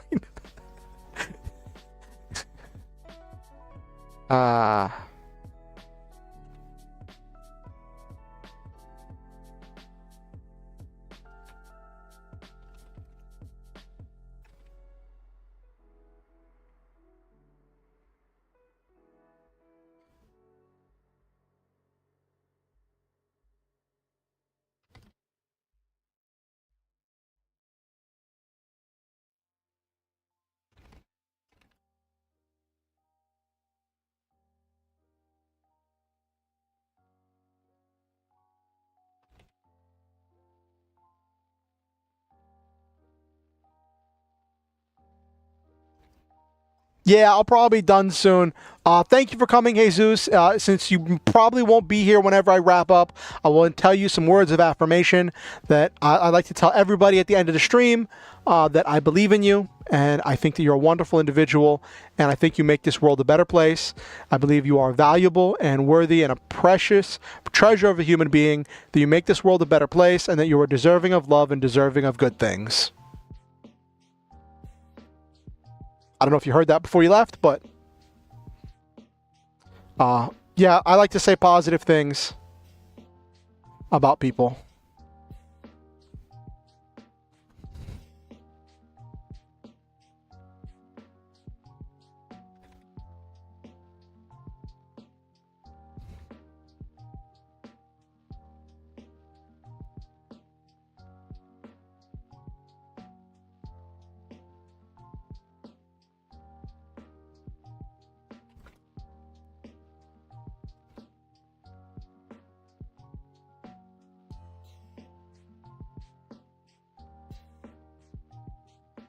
There is only why.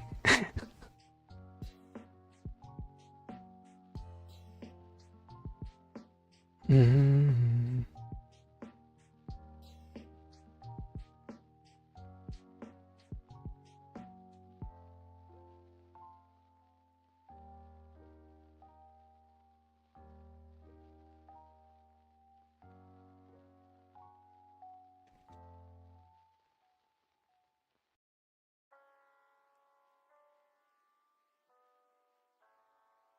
This is a man with the different mecha kingdoms would definitely try to post clips of something like MechTube. Oh no.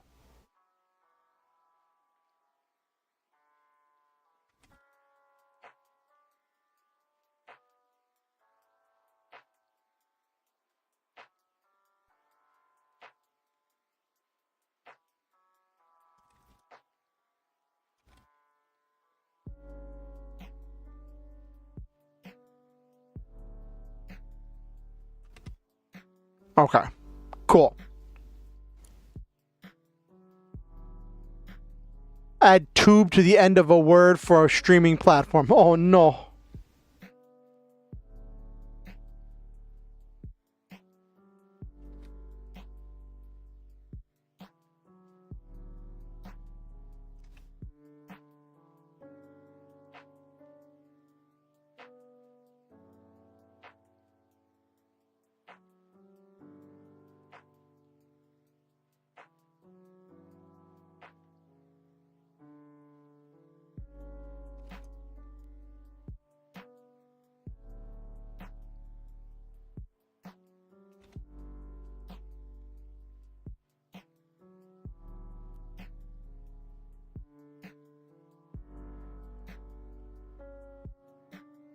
We have to have him hide in the vents.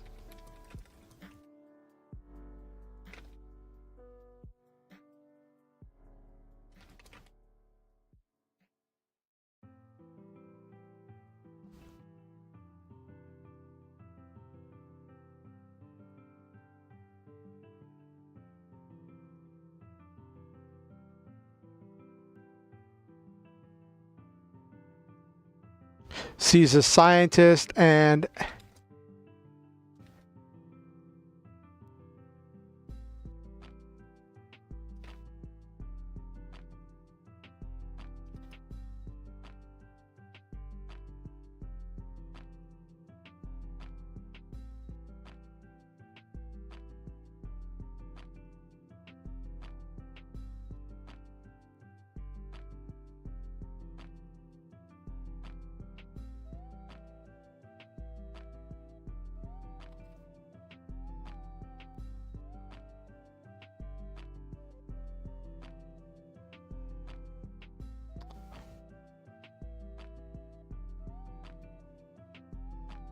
okay.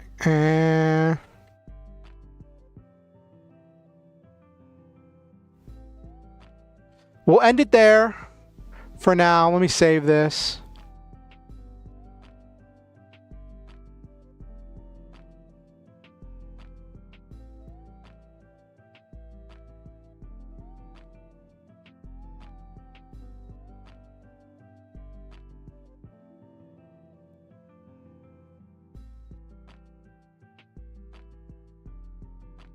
That is not the folder I wanted. Okay, there we go. Cool. All right, let's go wind down. I can't believe it's after midnight already. Jeez. We kept going for a while. We're over 3.5 hours in. Jeez. So for full disclosure, on my streams normally go till about 11:30 p.m. EST. I usually start. Let me change to just chatting. My streams normally start at 8:30 p.m. EST and I go till 11:30 p.m. EST. I don't have a lot of energy and focus due to a lot of mental illness stuff. So I can only go so far before I start getting distracted and just stuff happens that's not conducive to being a productive stream. Thank you all for coming. Thank you all for contributing. It was really nice. It was really fun. For those of you who don't know, I'm streaming. I stream on both YouTube and Twitch, so you can watch me wherever you see fit, wherever you're entertained to do so. I welcome all of you to join the community. I have a chat here that shows me if people say things in anything. Yeah, let's do the outro. Let me do... I'm going to run a Twitch... I have a Twitch ad that's about to run. So I'm going to run a Twitch ad, and then I'm going to do my outro, and I'll look for somebody to raid with Twitch, okay? I don't think we had that many people here from Twitch tonight.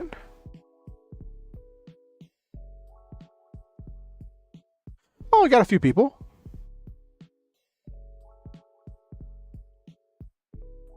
Cool. All right, let that ad run.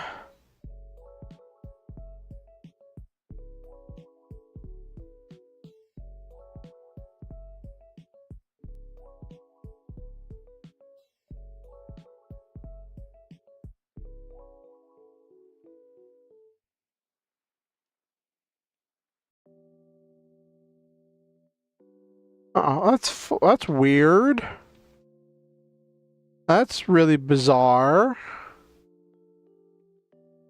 A small VTubing agency liked my going live post, which that's interesting. That's interesting to see a small VTuber agency liking my going live post. I don't know how to feel about that.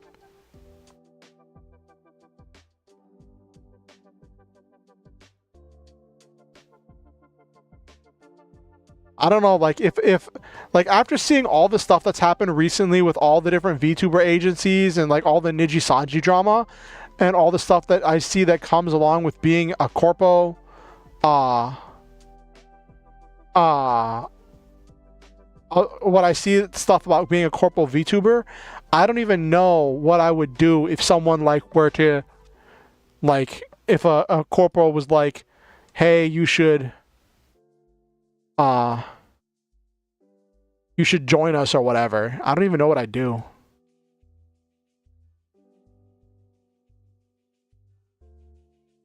Okay.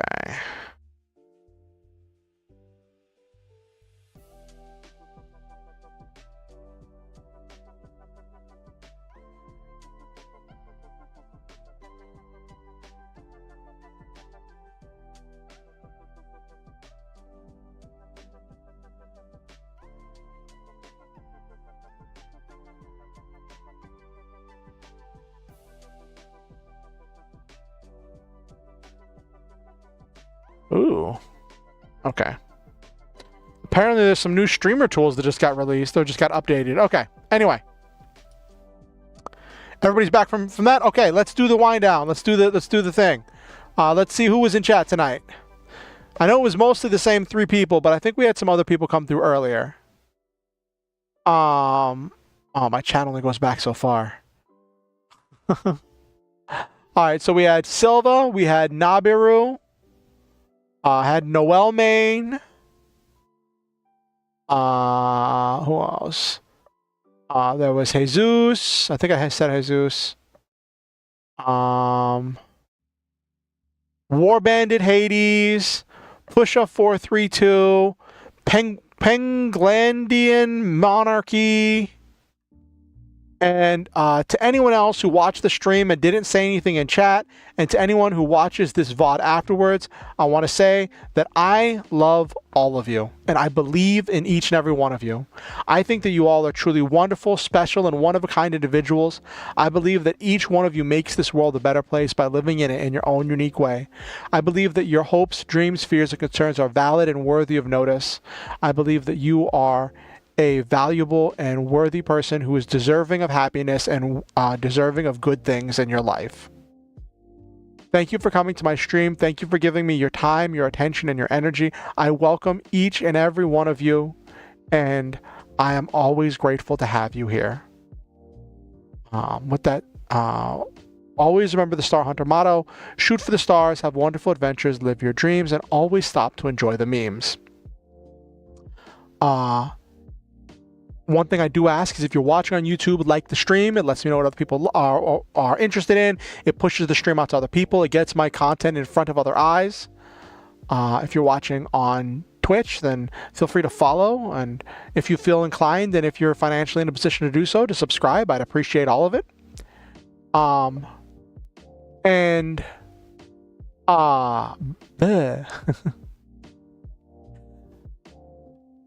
If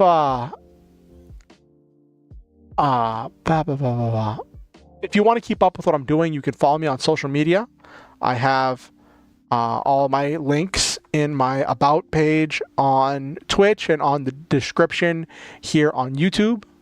If you want to keep up with what I'm doing or join the Discord, I look forward to seeing each and every one of you around. It is great to have you. We're always looking for new people to join the community. And if you have any friends or neighbors or aunts or uncles or nemesis or arch rivals or best friends, friends to lovers, enemies to friends, anyone you think might enjoy my content, feel free to show them my content and invite them to the next stream. Next stream is going to be Friday, 8:30 p.m. EST. I look forward to seeing each and every one of you there. Thank you for coming to my stream. Thank you for being amazing. Now, one last thing. You do not have to donate to be here. You don't have to pay to be welcome here. I appreciate each and every person being here and giving me their time, their attention, and their energy. But with that said, if you ever feel motivated to donate to improve the stream, to improve my life, to help me out with any number of things, there are links where you can do that in the description down below. There are, you can, in the description and also on the donate panel on Twitch. You can either do a one-time donation through PayPal or Ko-fi, or you can do a monthly donation through Ko-fi. I've set up 2 tiers for that. There's no rewards. It's just if you want to help me out with things. And I appreciate each and every one of you doing so, and I appreciate all of you. Thank you, everyone. And now let's see who's live. Who can we raid into?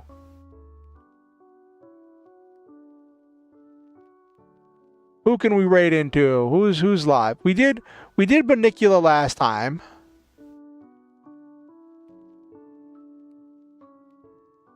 We did Banicula last time. Oh, Nell is live. Oh, Lila's live. Always love raiding into Lila. Let me check. She's playing Persona 3 Reload. And I think it should be fun for everybody. Let me just get that set up.